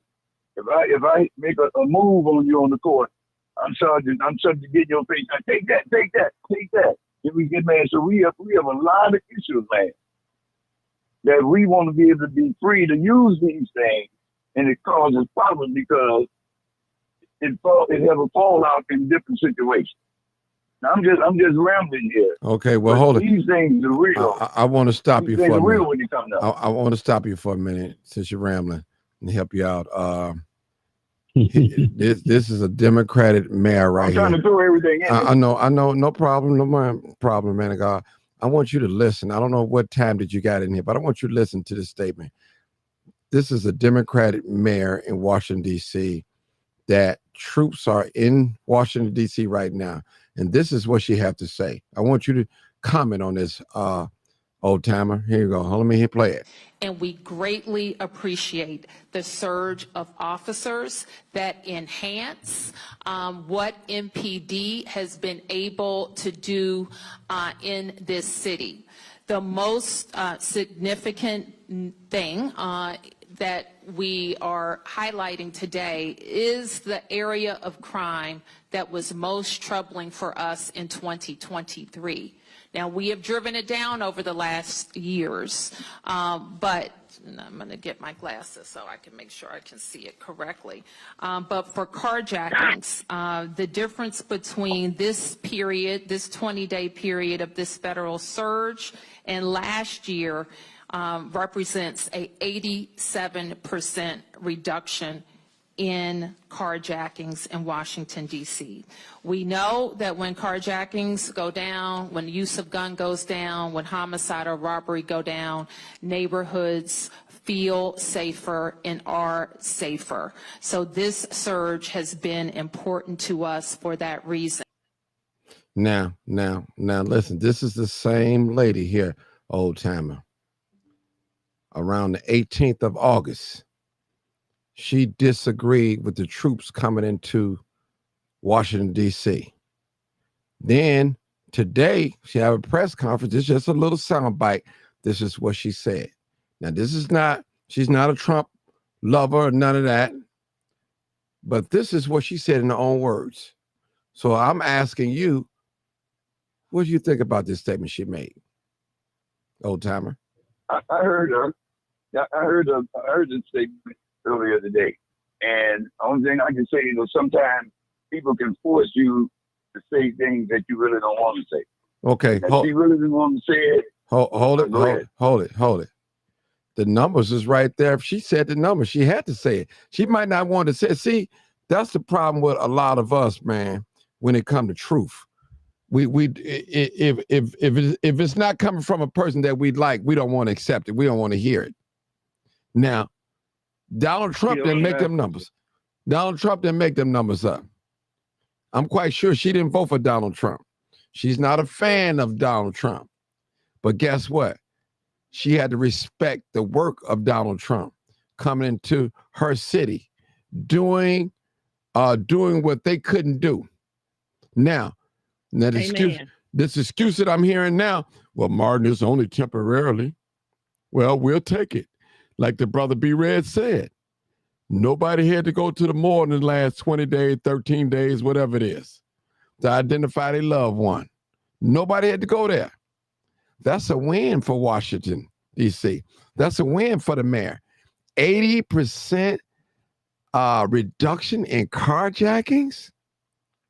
And you know, most carjackings are done by the youth, some grown folks. That's a win. I'll take that. I would take that. That's a win. So I need your comment on that, man of God. Come on with it. Well, yeah, I mean, we shouldn't be killing. You're right. I mean, you're right about that part. I mean, what I heard Donald Trump, President Trump make a statement and say that some of the National Guard approached what appeared to be, I guess, some black people, and they turned around and ran in their house like they were scared and stuff. So, I mean, if the people that came over and intimidated us that bad, they should listen to me if I'm trying to make common sense. If I say, well, brother, why don't you put the gun down? Why don't you not kill? Oh, man, you don't tell me what to do. Who's ready to come over and smoke me? I'm going to smoke him first. That's what they're going to tell me. I say, well, brother, there's a better way to do it. Now you telling me that a white man, all he got to do is show up. And now everybody's scared, shaking in their boots. I think that's the wrong way for us to go. I mean, we should have respect for one of us, for one another, and not to have this man get this glory that he's getting over us. Now, that's just me, and I'm probably wrong about the way I'm saying it. But the man flat out stated, and first he's using the National Guard, again, for a purpose that's not what they call for. Now, the problem is, what's wrong with us? That's what the problem is. The problem is that this white man can show up, and then right away we turn around and we start running. Mm-hmm. I mean, that's something wrong with us on the inside. Well, let me just say this. This is the same woman just maybe 10 to 13 days ago, didn't want him here. Didn't want him in her city. Well, you say, well, Martin, come on now, Martin. Tell me the truth. Yeah, listen, here it is right here. Let's see. I would caution everybody to think is because you're all very logical, smart people, and you want all of this to make sense. This happened on the 18th, August 18th. You know it doesn't make sense. The numbers on the ground in the district don't support 1,000 people from other states coming to Washington, D.C. You know that. We're in this beautiful school with children singing about to go to school in a beautifully renovated building with the most prepared teachers in the country. You know the facts on the ground don't support this. You know that. You know it couldn't be done in a neighboring state. You know that. This is not about something that fits into logic. So if you want to know what's happening, the question is really not for us. It's for why the military would be deployed in an American city to police Americans. That's the question. And it's not for me. Now, let me say this.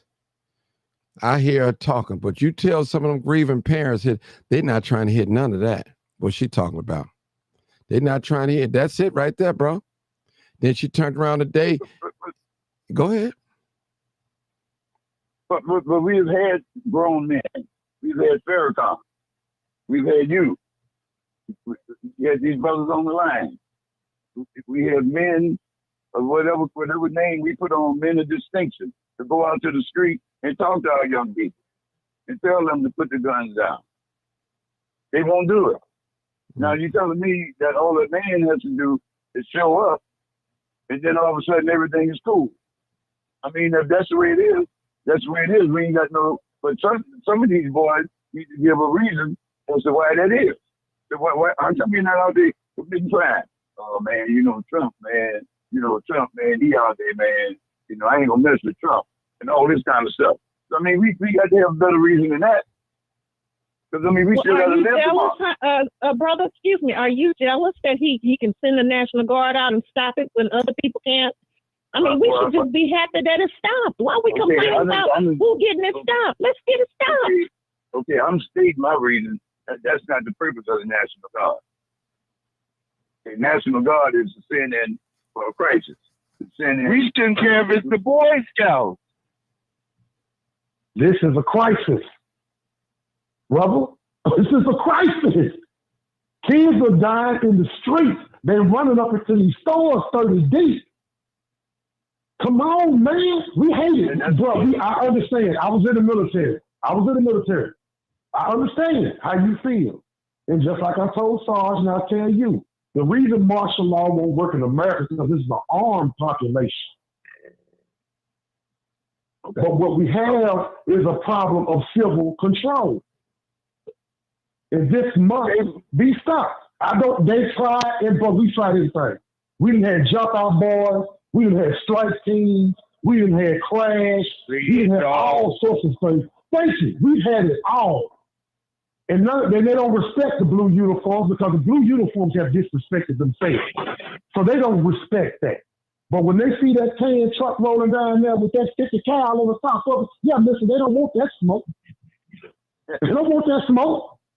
Yeah, they don't sit down. Okay, well, we got to accept it. But when Martin, when you go out there, I want to hear some of the power reasons. I'm not against it. I'm not against the crime part. But I'm just saying that's not the purpose of the National Guard. Now, if that's what the man, King Trump, have come in and put in there, then yeah, we got to roll with it. But I'm more sure that was a tongue-in-cheek statement that mayor said over there. She did all she could not to want to say it, but she had to say something to turn the attention away from the fact. That woman just threw her career away. Think about what she just did. Nothing. She did. She didn't say nothing at all. Martin, did she not just throw her career away? Yeah. She flipped on the Democratic Party. That means no more money gonna be coming her way. She just threw her career away, but she threw it away based on the fact that she was right. That the man was right about this particular move in this particular city at this particular time. And he didn't go running up in there with the guns into our community. He put them in places so that for real police could have a time to do their job. When you got response times of 20 minutes and 30 minutes and 45 minutes, they can't get to the emergency fast enough. And when they get there, it's long gone, brother. We all know what's going on. So, okay, let's put them up here at these monuments. Let's put them over here by the train station. Let's put them on these trains so these people can start acting like they got some sense. And now the police can go and do their job. They can decrease the response time down to 10 minutes and 8 minutes. They say they want the national average to be 8 minutes response time. The closer we get to that, the closer that we can get this crime under control. They don't need to be sitting up on the mall, drinking coffee, smoking cigarettes, and eating donuts all day. They need to be out there on the ground doing their job. Okay. Well, that's good then. Okay, well, I'm gonna sit. I'm gonna look.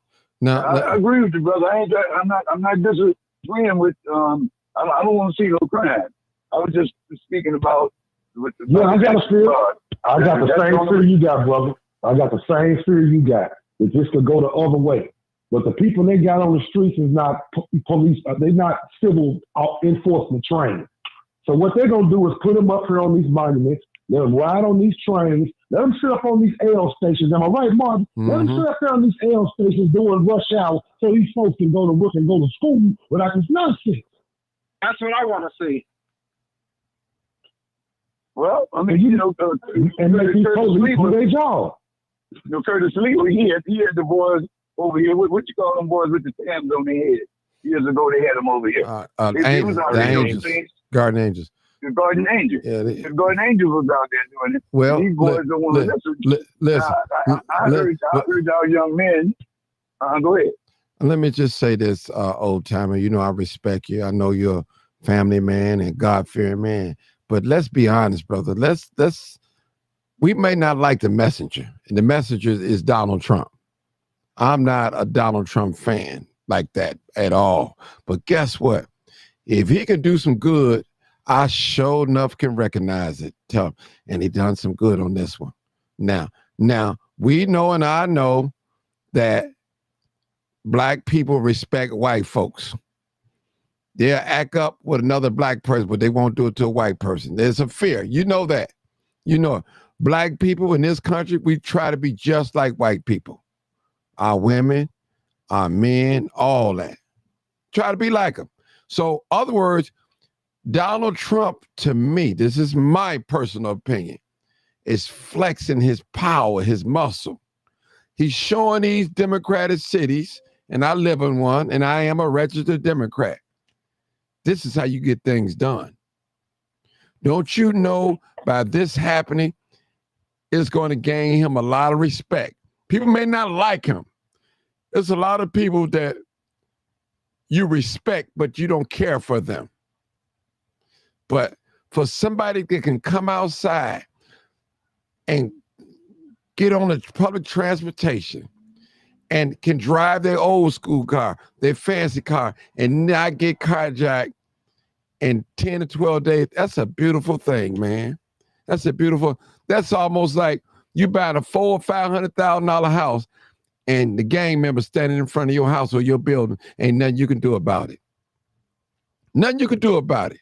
I don't care if the Klan got it did. The skinheads, if they can get it did, let them get it did. Mm-hmm. That's true. I ain't gonna argue with that one because I think people should keep their hands to themselves and you should work by the sweat of your brow. That's what I think. Now, if people got to feel they got to take people's iPhone because they can afford to get one and taking their wallet and all of that, then yeah, I think they should be put in jail. But we're gonna have to see when you bring the National Guard there. You're probably gonna bring them here. You keep on waffling on it, but next week they probably be in here before you can wake up the next morning. You probably gonna have them rolling up in you. Hey, old timer, and I know. Hope you change your mind. They are planning their move. That's the thing, because they know it's a lot of legalities to do with doing that. And they know it's going to get a big challenge from the mayor and the governor of Illinois. So it's lawyers that's working on this with military personnel, leaders that are trying to find out exactly how can we pull this off so that if they say we want to, whatever that thing they do and get it taken to court and this and that, whereas the court going to side with us. Trust me, they ain't playing checkers. They playing chess with this thing there now. Oh yeah, I mean, they ain't got to browbeat them into telling them what they need to do. They can tell them one time. They say, "What we need you to do is go out there on 69th Street and stand on that L track over there. And if you see something, just go on and get involved in it. They ain't gonna have no restraints on them or nothing. They just gonna go straight at it, and them boys gonna respect what's happening. As soon as they see them pull up, all that's gonna be over with. Well, you know what? Why that is? That's exactly what we need. That's what we need. This stuff needs to stop. Yep, it does. Law and order must be the business of the day. Can't none of us go to work. Yeah. If we can't get, if some of us don't have cars, brother, if we can't get on these L's and these buses and feel safe, I gotta go to work. I ain't got time for these kids back there shooting dice and smoking weed. If you say something to them, now they're back there fighting, and then here come them pistols.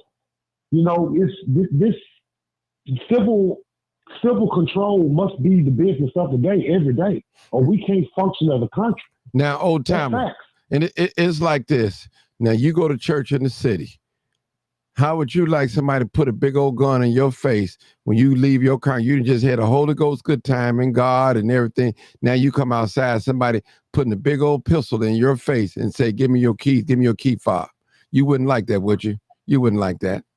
No, right. You wouldn't like black that. people feel that they can do that to black people. Yeah. Right. Black people feel that they can run over black people, and that's what they try to target. They try to target black people that hey, man, I can't do nothing with these boys and stuff. They got people scared to walk the street, people scared to go out at night, and all this kind of stuff. Yeah, white people, they want to go downtown. They want to be able to walk State Street, Michigan Avenue, Wabash. They want to be able to walk all up and down there. And I want to. I want to be able to go downtown. You know what I'm saying? They downtown just for the white another folks. comment. Go ahead, Brother Bill. And the whole big picture behind this, first of all, you better know that the media and these politicians always want to make it look worse than what it is with us. All of us on here probably know more people that's living right, doing right, and as we do young people out here doing what's wrong. We do. That's fact. But even opposed to the young people that we know, it's a handful that we might know personally or through somebody else that's out here living that kind of life. Now, the other thing, open up your eyes, Black people, is if a state, wait a minute, I'm gonna speak of Illinois and Chicago. If the city of Chicago could flat foot deny and put up fucking cunt, whatever against Donald Trump and the federal government, then the federal government is what bans the Constitution. So they are setting the pace where they basically saying we can violate your constitutional rights when we feel like it. They already did when they showed you what they're doing with the migrants. Well, let me just say this. Well, brother, Go ahead. Y'all go ahead. a lot of this is gonna stop if we get up and go to work. A lot of this stuff is going to disappear if our young men get up and go work on the job, and they be gone in the morning, gone in the evening, and then you got to tell them, say, hey man, ain't nothing wrong with working third shift. If you want to work third shift, ain't nothing wrong work third shift. You know, hey, the day still gonna be here tomorrow. Man, if I work second shift, I can't do nothing. Well, look, come on now. We can't have. There's no more plans for us. We got to take advantage of everything that there's out there for us. And our young people, after the day, they got to go work all of these places. But that's too far across town. I can't make it. You got to make it, brother. You got to make it. Opportunity will help, but we looking at a mindset. It's got to be changed. You can have opportunity. There's people that does have opportunity, but still have that same old mindset. There you go. Like somebody said, I think it was Martin. You got zero tolerance against somebody that look just like you, dress like you, act like you. You got zero tolerance, and they gonna get it on sight. Yep. The death penalty go with it. And the death penalty go. I'm going to give you the death penalty for disrespecting me. Okay, let me. In the end, brother Martin. Yeah, I want. In the end, I don't think that Trump cared too much about Black people. This is my personal opinion. I think I'm looking at all. That's a problem. I agree with you. To be the president of all of the people in the United States. He's supposed to. I'm a taxpayer, and he's supposed to have the same passion.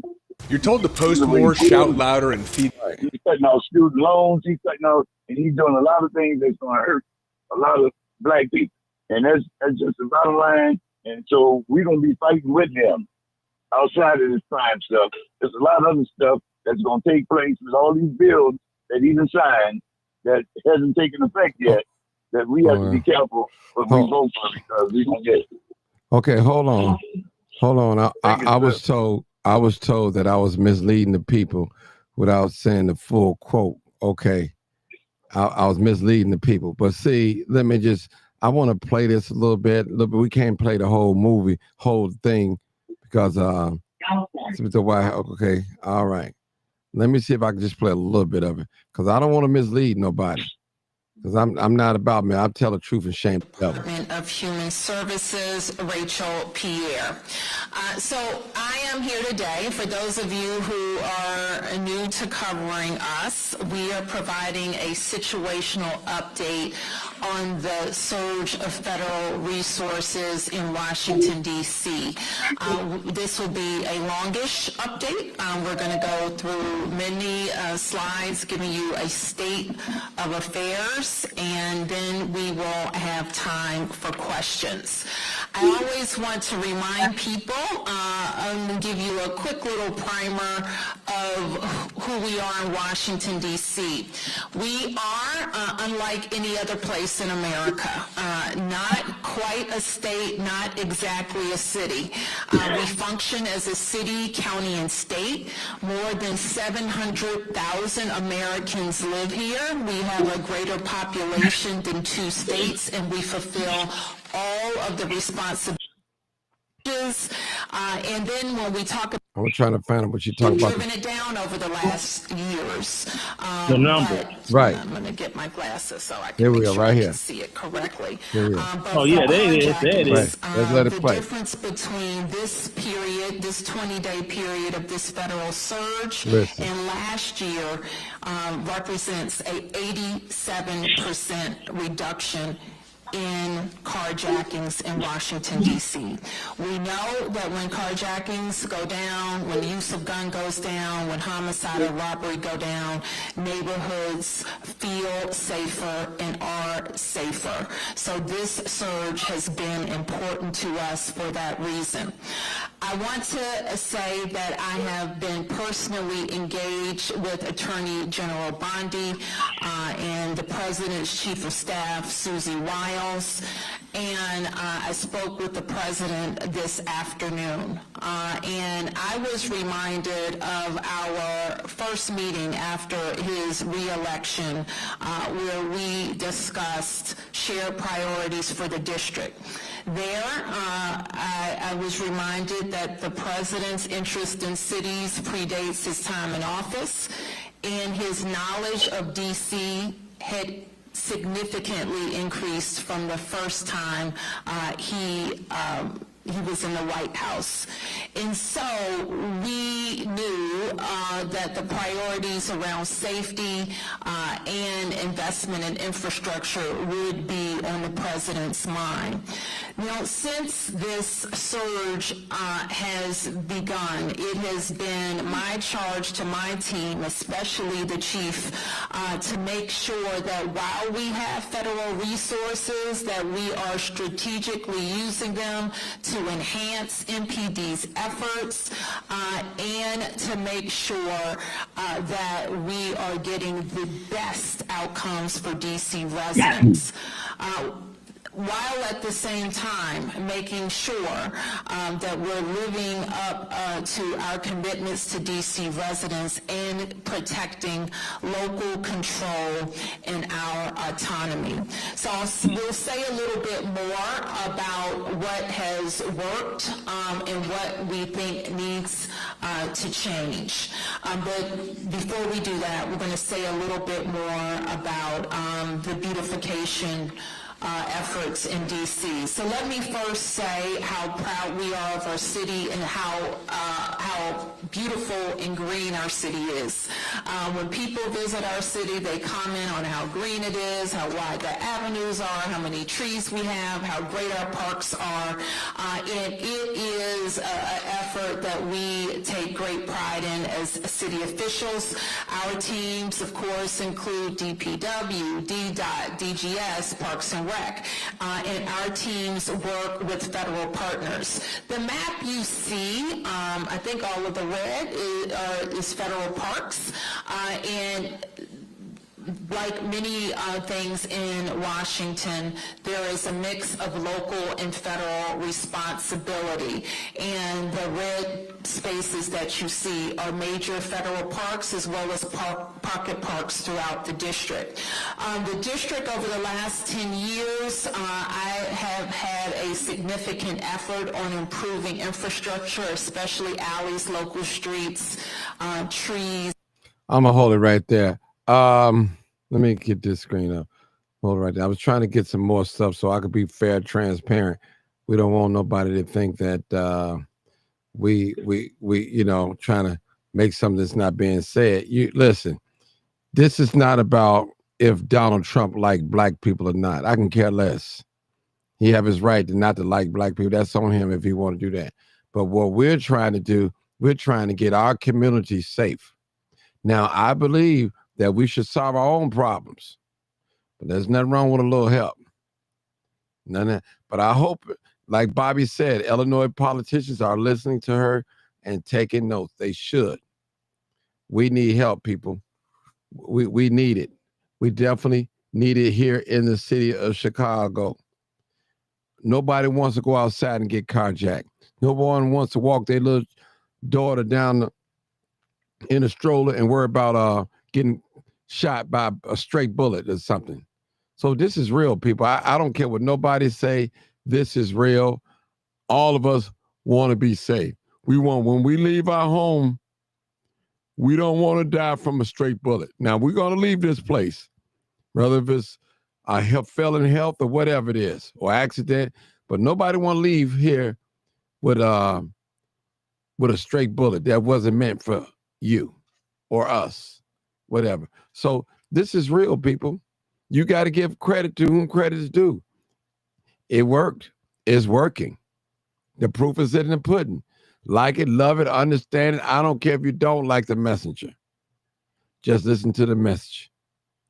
And it's showing you that these brothers, they respect these white folks and their power. It's showing you.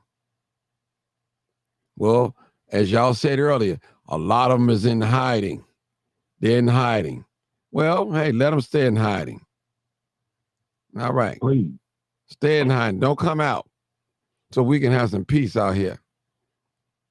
Imagine somebody got a $300,000 home and you're afraid to take the garbage out at nighttime. You're afraid to come home because crime is so high on that block. You got a drug infestation on that block. You catching chaos paying for this mortgage, $300,000 mortgage, and you can't enjoy your home. And we know that some of these fixed mortgages are 30 years and 15 years is rough. It's rough. That's why people like Old Timer and a lot of us, we move out of these communities because we don't want to take the risk no more. And that's real talk. We'll come and visit the city, as they say. We don't want to live in the city. We don't want to raise a family in the city. So I'm tired of a bunch of lawmakers making decisions for the public and they out of touch of what's going on. Period. They out of touch. And a lot of these policymakers, they out of touch or they just don't care, or maybe both of them. They got their bag and they gone. Real talk. So I'm going to end this program a little bit. I appreciate you, everyone. 2 hours. I want to hear from 713 real quick. She's a Trump supporter. We'll see what she got to say at closing remarks. 713. Well, I just I thank you for letting me speak. I pray that you be balanced with all the different types of people that call in, no matter what their viewpoints are, Martin. But I have to say this: I've noticed right off the bat, everybody wants to get negative when Trump say he's going to do something. They start thinking about, oh, this is going to happen. Oh, he's going to do this. Oh, he's going to do, and it always turns out the opposite way. Can we have a positive outlook? Can we look at the glass as half full and not half empty all the time? Give him a chance and let things play out and see how it's going to turn out. Don't start jumping the gun and thinking the most negative thing is going to happen. Give it a chance to play itself out. Throw away all the negative stuff you've got in your mind about him and give him a shot to see how it's going to end up. And I really hope and pray that everybody would reevaluate their thoughts about how this man is so racist and all this and that. Just see what he's doing. Well, This man has never had a history of I mean, they say this people in the apartment complex complained and this and that. There's been little but things. let me just But say, if you look at the things that he have done, excuse me, sister. it has not been no horrible racist stuff. But regardless okay? regardless if he's racist or not, that's his right. He can be racist if he want to. We're talking about facts and we're talking about safety. So I listen. I'll tell you, we don't have to like Donald Trump. I'm not a fan of Donald Trump, but guess what? I'll take this as a win. I'll take this as a win for what, 13, 14, 15 But how days? many wins does he have? Right. He's got a lot of wins under his belt in just 6, 7, 8 months. But listen, I'm not attacking his character. And it's not too much you can really say that make me believe that this man is not racist. Now I believe he's racist. Period. I'm just telling. I'm being honest with you. Now, Ruff, you listen. I'm just being honest with you. You know, over 300,000 women, black women, lost their jobs. I mean, come on now, it's an attack on black Wait a women. minute now. They had packages. Now wait a minute now. Right. I ain't never got a package, and I've lost my job before. Well, I I'm ain't never just got no saying. year. But I'm just package. saying, 300,000 women lost their job. Black women. I'm talking about black women. That's my concern tonight. Is about black people. No other race, but it's about black people. Exactly. So listen. Exactly. He's still the president. Like it, love it, whatever. He is the president. And I'm going to respect that. I'm going to respect his office. I voted for him, but I wasn't a fan of him. I like some things that he do and have done.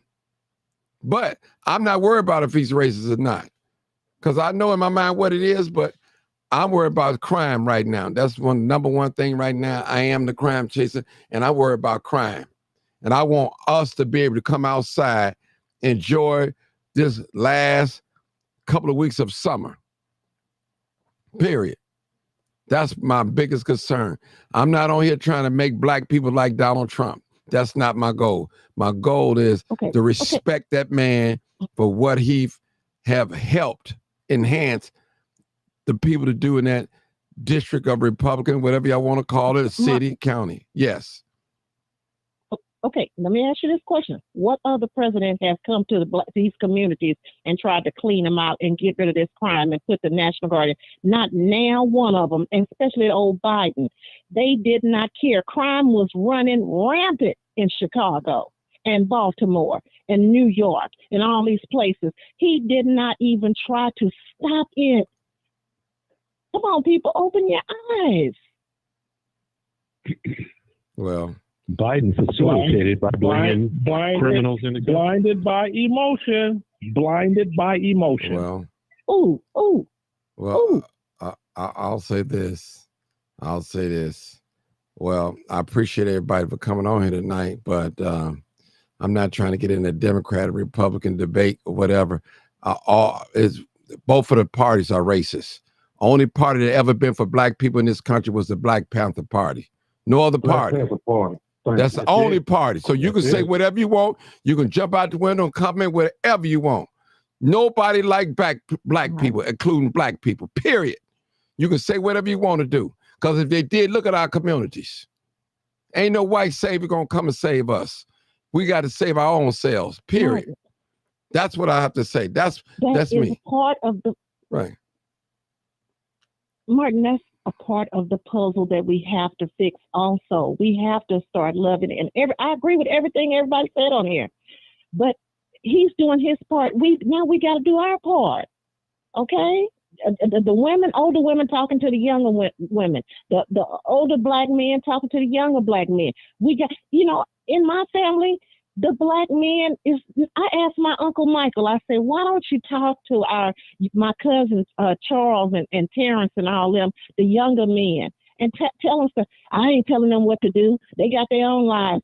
I said, come on now, y'all got to mentor these. Come on, we got to do these things. Well, Jumbo, I know you're ready to get out, Mark. Let me just say this. Sister, I'm glad you have passion for what he's doing. But if he don't send the National Guard into those red states with Memphis, Atlanta, Miami, Jacksonville, New Orleans, if he don't do that, this was a stunt. Okay? He's This is already the stuff. listed. He's already listed all the. I don't want to hear about the He's listing. got the National Guard He got to coming do too. it. I don't want to hear him talking. I want to see him doing it. Because the way the things are going in most of the real southern states, New Orleans, Memphis, Atlanta, Miami, Jacksonville, Chicago is just one of 20 or 30. Yeah. Yeah. Personally, I think the man is trash. And I know he's out about his own Wait money. a minute now. I know what he's You're about. going too far there. You're going too far. No, I'm not going too far. He's about money. Would not clean up DC like he did. Come on now, you're He going ain't too far when clean, you he say ain't cleaned trash. up nothing because it's messing with the money. Crime messes with the money. I'm not. Crime messes with the money. Okay? They can't do business if it's a crime-ridden city. He ain't doing this out of love. Those are some strong words. Your words are too strong. Can't you please backpedal? I will not. Biden was trash. Obama was trash. Reagan was trash. Bush was trash. All of them were We ain't never had a good president. Martin, can I throw something in here, please? Go ahead. Yeah, that man is Now, garbage. do you actually believe that I went to Iraq and Afghanistan multiple times On because a I lie. love America? You really believe that? Do you believe that? Because if you do, you're a damn fool. I went for the money. It's all about the money. The money. Hello. All That's the about the realest money. thing you've ever All said. this- That's the realest he- thing he- you've ever said. No, it ain't. I said a lot of real. You talking, oh, he trash because he only doing it for the money. Okay. Well, if he doing it for the money, that's a good thing. Because I don't see the brothers doing anything for the love of black folk, do we? Not in certain areas, do we? So, hey, Not period. a win is a win. What hey, Martin, what my man say in the Fast and Furious? It doesn't matter if you win by an inch or a mile. A win is a win. Well, let me just say That's this. like Bud Billiken Parade. They tried to doggone beat Martin Johnson up. He said, I see it as a win because everybody went home breathing. Mm-hmm. That's a win. And that wasn't good enough for folks. Go ahead, 206. That wasn't good enough for them. And see that? The last thing I'm gonna say is I missed your previous show, but them white folks downtown, they sure got their ass whooped, didn't they? Yeah, they definitely did. I ain't never seen nobody get their ass whooped that bad. Do we know how that got started? I don't even, man, Bill was talking about that earlier, people. And let me just say a little bit about that real quick. We know we're changing gears. For some reason, it was kind of strange, man. They had to be drunk, laying out there that long and all that. And these young folks wasn't even running from the police. The police, I mean, And the police were there. Yeah, I'm trying to figure out what's going on. It Listen, was strange. Listen, y'all, I've been in many crime scenes. I'm not gonna lie to y'all. And if I had filmed that, man, I would have thought that was staged, man. I'm gonna be honest with you, people. It just Did you film it? Did you? I didn't film that. I didn't film that. They ran towards the police. Man. I just I couldn't believe it. The boys ran towards the police. What you say, Martin? I couldn't believe it, man. I didn't understand. I looked at the video at least about 20, 30 times. And I was saying in my mind, something's not right. Why would 2 or 3 people go in the same man's pocket and take somebody's pocket, whatever? 2 or 3 know. people. That don't make know. sense to me, brother. I saw that. That It don't make sense, man. It don't. Something ain't right. The man's face was all bloody. You didn't see nobody with nothing in their hand or nothing, no type of object or something. It was just Right. strange, man. Right. They wasn't running. Usually, young folks take off running when the police come. You can see the flash of blue lights. Then you can see, then you see the two police ladies walk up. Something was wrong with that, brother. And I said, I didn't want to get into it last night, but I said, something wrong with this picture, y'all. Then the white lady come up and ask the guy, would you call the police or help us? Like, I'm just. And they drove off. And they drove off. Listen, people. I said about that lady was burning on the New York train subway. People got on me. Nobody heard nothing Yeah. about a funeral. Did nobody go to the funeral? Nothing. All of a sudden, it just Nothing. disappeared. Nothing. It disappeared. How you gonna burn Nobody something up? talked about it. Yeah. How Nobody you gonna talked burn something? You sit there. Your body, your natural reaction of your body is gonna make you jerk and move. So people, Right. we got to learn how to use this logic, people. That crime scene, and know what, too, brother, 206, nobody really tell me the address where it happened at. I can't even tell you where it happened at. What the beating of the white? Yeah, folks? I'm assuming Beating it of the happened white folks, downtown. white- That's my next question. I don't even know where it happened That's at. what I thought, but I couldn't find a newspaper article on it. Yeah, I just couldn't. Right, That which describes the means location. did anybody consider that could have been an AI made video? It possibly could have. Could have been anything. I couldn't. Or They it can could have make not some even been videos in the out of U.S. it. They can make videos that look real. Yeah. They can make them look real. And if they out there robbing and attacking white folk, how that white woman get a chance to just run across the street and don't even get touched while the other one's She getting kind the of beat looked down? Asian.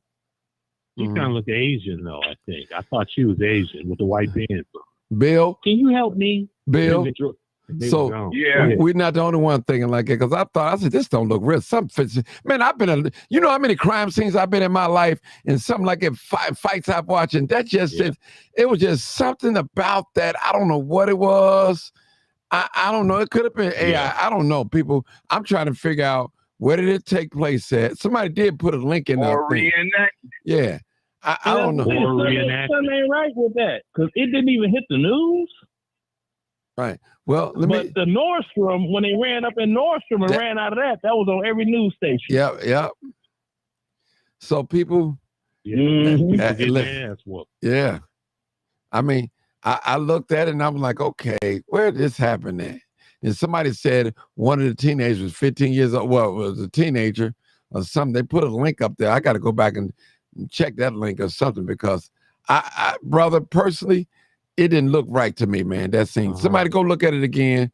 It just didn't look right to me. It didn't look right. Something just, Hey, B-Red said something about it yesterday, which was odd. A security guard on his way from work. From work. Yeah, you saw that. You saw that. He reached like that man's pocket and kept it pushed. Yeah, you saw that. and the police and walked towards the police. And did it with his security guard jacket on too. Jacket on. He's in full uniform.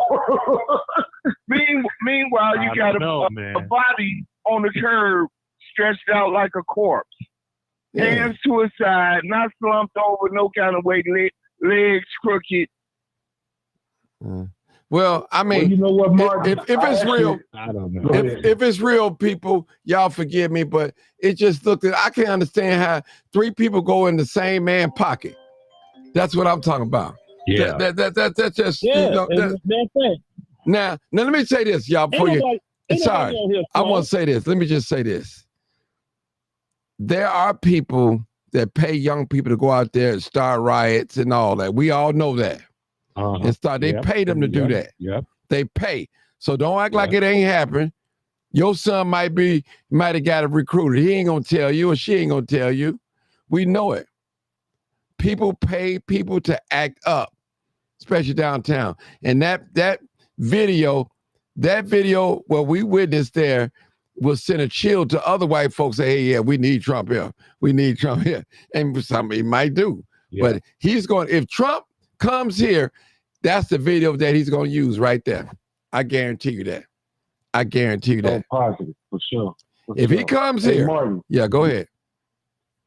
Yeah, I'm not to cut you off, but you remember the video of the brothers and the sisters that jumped the white folks in Cincinnati, and then they come to find that the white man slapped one of the brothers, and that's why they got stomped in the streets in Cincinnati. But we only saw the brothers jumping on the white folks, but then they finally showed the full video where the white man slapped one of them boys, and that's how the fight started. They hurried up and got off the TV camera. Remember?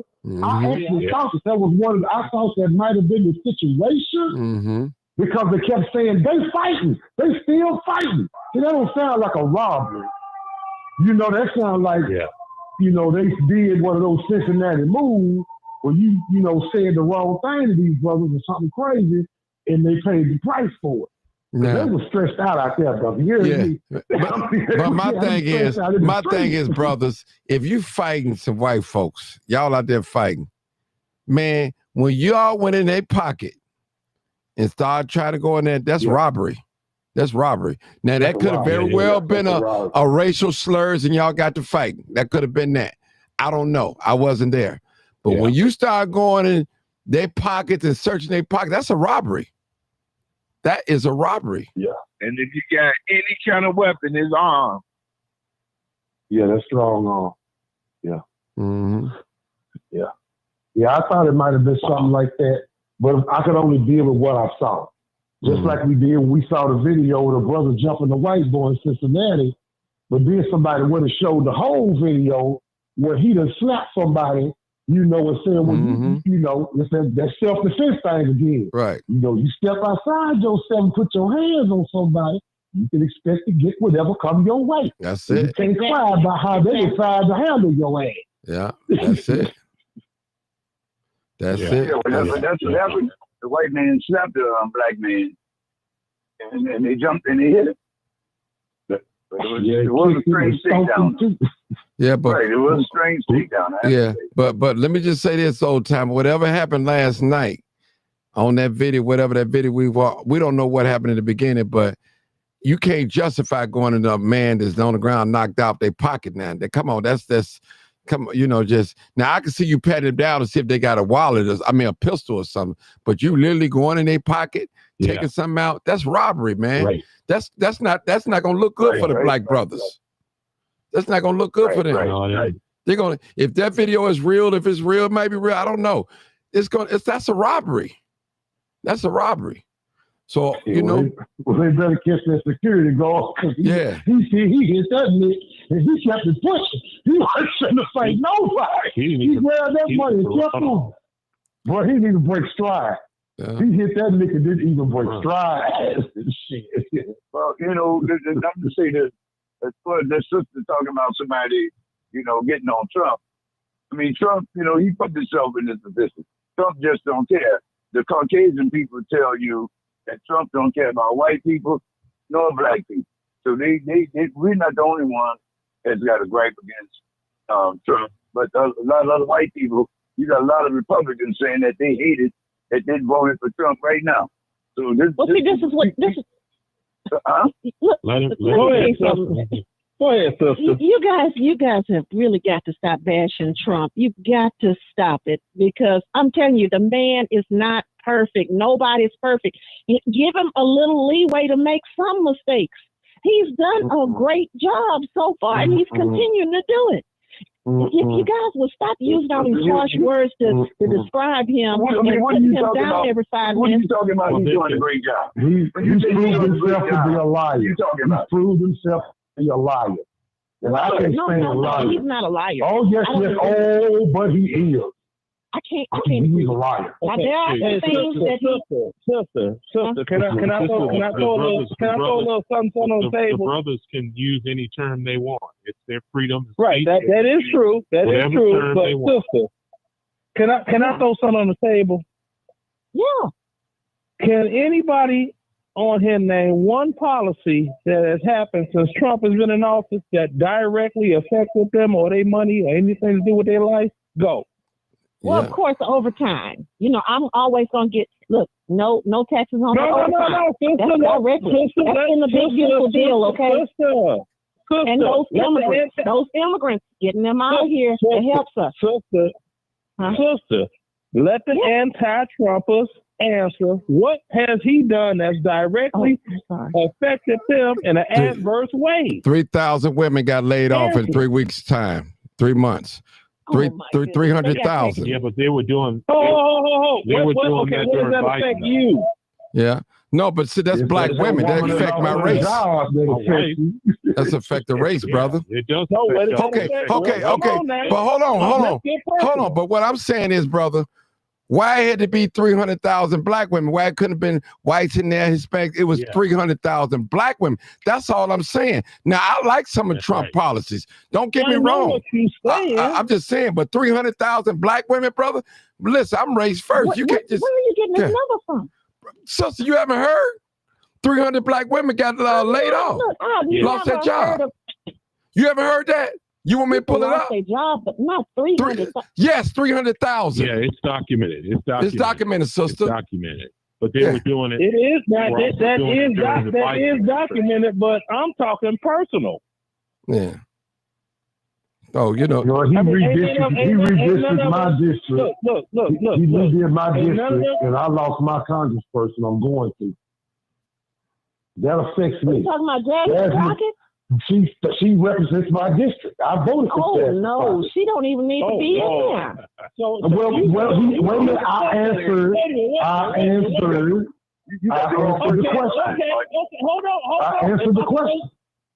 Right, but if I could throw something, I ain't talking about Jasmine Crockett. If I throw But something out there, the redistricting that he asked them to do, that affects me because I live in her district. That directly affects me. Right. You can't be mad because you don't like to answer. I answered your question. Move on to somebody else. No. Move on to what? Hey, Did Trump ask somebody else to do it? Can I chime in? I want to answer a question.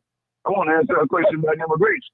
Hold on, let me ask you some full time Hey, Bill. and anybody that's on here. It's out of 300,000, we still going on what these people telling us. 300,000 right. black women being lost their job. All of us should know at least 5 of them. Yeah. I don't know none. Yeah, I don't know none. I don't know none. I don't know none.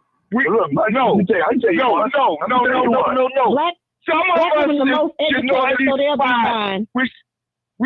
We should know at least 4 or 5 apiece. But here's the thing: we keep falling into what these people telling us, man. And all the time, I want to say this: I respect you to the fullest. You so hard on this man, and I voted for him, but I know what the real is. Both parties work together. Ain't none one of them for it. That's the bottom line. Ain't none one of them for it. Yeah, can't argue with that. Nope. And then you got to consider with all these 300,000 women, black women, that is, emphasis on black women, with the 300,000 black women that lost their jobs, the way everybody all on the internet now, why we ain't got 300,000 different black women TikTokers talking about they lost their job? Okay. Everybody. They had packages. These My people dog didn't was- have to work for 2 years because they got packages. Regardless, they got laid off, man. Out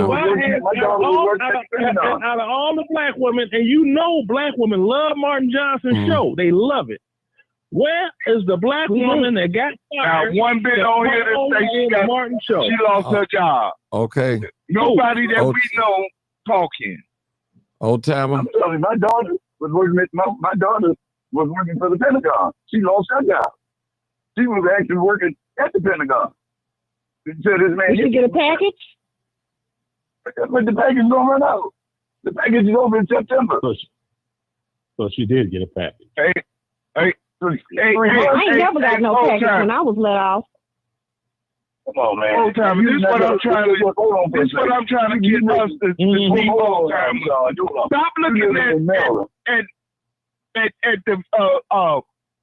the people and the messages and all of this, and face the reality that you've been voting longer than all of us.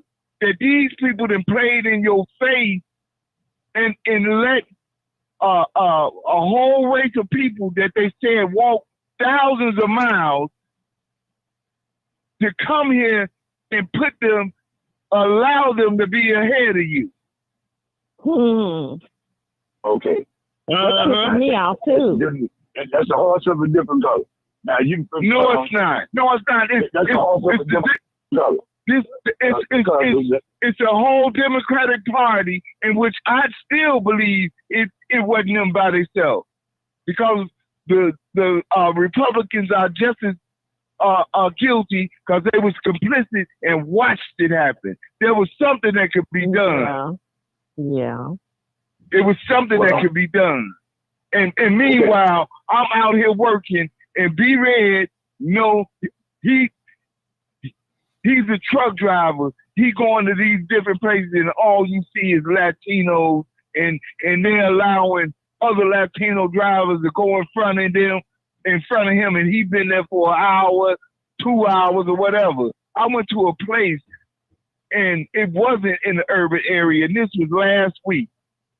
It was in Indiana, not too far from Chicago. I sit there and watch a whole shift of Latinos come. They came in those Sprinter vans, like 15 or 20 of them, and it was 10 buses, the whole shift.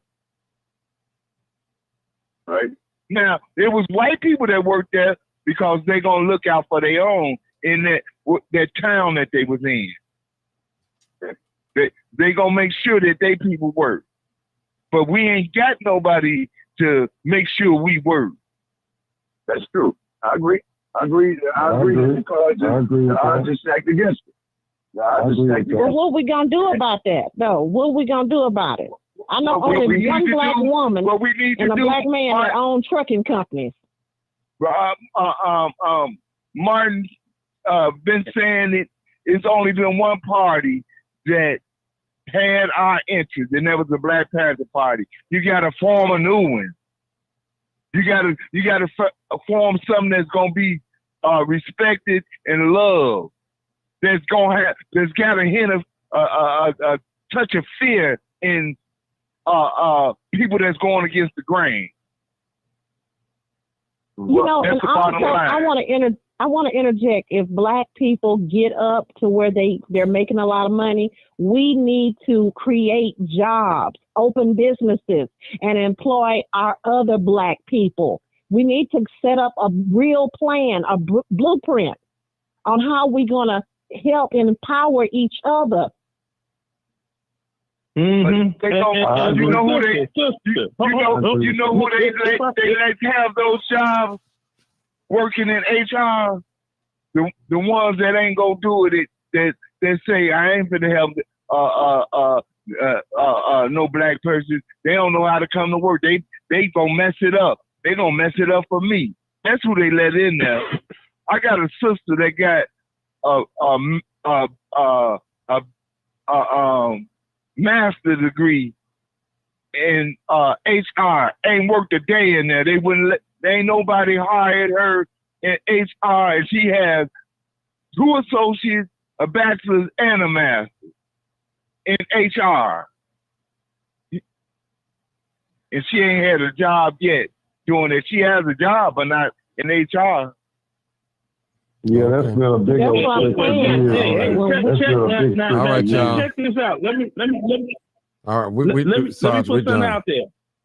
Sarge, we done, man. Yeah, okay. We I mean, done. I was gonna be short with No, it. we when he's done. talking about blacks and jobs. No, We done. But you got to open that back up.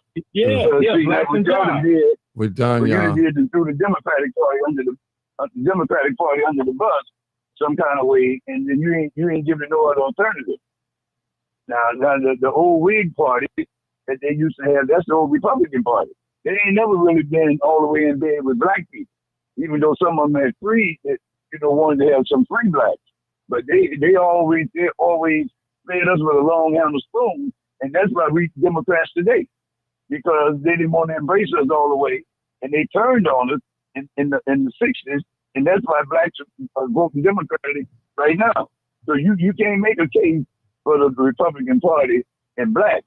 Now the bottom line is that if the brother, hold on a second, because this is what they used to teach in school. They don't teach it no more, and the white people don't want them to teach it. They don't want you to talk about what I just said. Because you'll find out ask some of our young people about the Whig Party today. They don't even know what they're talking about. But the Whig Party is the same thing as the Republican Party. They've always held their foot down on black people and to just give them a little bit of leash, just a little bit to walk on. But they ain't never been, and they turned against black when it came time to give us stuff, when it came time to help us to get jobs. And that's why the Democrats turned to us and they helped us. And that's why we voting Democrat today.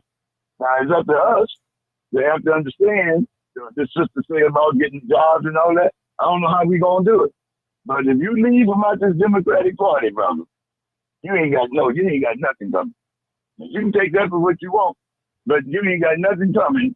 And that includes our alderman job, that includes our House of Representatives. If you turn this over to the Republicans, brother, you're gonna be eating bread and no meat at all. Sarge, go ahead and respond to that so I can close out, Sarge. I'm gonna let you respond to that, and I'll close out. Go ahead, Sarge. I'll let you respond to that because I'm trying to get out of here. I'm gonna be brief. Go ahead. I'm gonna be brief. Go ahead. I just got a text from a brother that asked me a question. I'm not gonna say the dude's name. This dude has had bathroom fixtures in his bathroom for a year now. I got an issue. I needed some doggone carpentry work. This is what this brother does. And I contacted him 1 month ago. I said, I want to try to put the money in the brother man's hand instead of the other man's hand. He ain't been here yet. He ain't been to my house in 1 month. He ain't been to Jamal's house in a year. But we trying to help each other. We trying to help our own people. We trying to hire our own people for jobs. But look how they do it. They don't want to come do the work. It's some serious brothers and sisters out there that really want to work. I know it's some sister, and trust and believe, sister. I'm looking for them serious brothers and sisters that if you need work done, they gonna do it. Like, I know for a fact, whatever Martin's skill is, I don't know what it is, but if I needed something, hey Martin, how much you charge me to do? Martin gonna get that done, man. Martin gonna get it done. See, Martin one of them brothers. See, I don't play no games. and those are the type I'm looking for right there. All these other people who draw this jaw jacking, they got all this conversation and the power to the nation and all that. Man, kiss my ass. Let's get this money. Oh my God. Let's pay each other. Let's pay each other and be about that business and stand on business as opposed to talking that stand on business shit. All right, Sarge. And I land my plane. All right, people. I gotta go. You already know what it is. All right, 3 hours, 3 hours and 5 minutes. Unedited. Tell the truth. And shame the devil. I love being black. Thank y'all so much. Thank you, Bill. Thank you, 206. Thank you. Yeah, power to the people. All power to the people. Thank you. Thank you, 206. Thank you, my Republican sister. Thank you so much. Thank you, Roosevelt, and others that if I can't remember your name, I am so sorry. Thank you, Mama Doris. Thank you guys so much. You made it a wonderful show. We got off topic a little bit, but we came back, got off topic, came back. But thank you so much, people. Hopefully I have enough strength to come on here tomorrow. So, hey, just pray for me. Peace out, people. All right. Don't forget to like the video. Oh, yeah, please like the video, people. Y'all listen to y'all get all this good content and don't want to even like the video. I'm not even over here begging for y'all for no money. What's up with that? What's up with that? Man, come on. I don't know. You got people on here, YouTubers, they begging you for money. They begging you. They need this and they need this. I'm giving you good, live, uncut, unedited content. And you guys are just not want to cooperate. You don't want to see a brother get up there. Is that what it is? I don't know what it is. All right, people.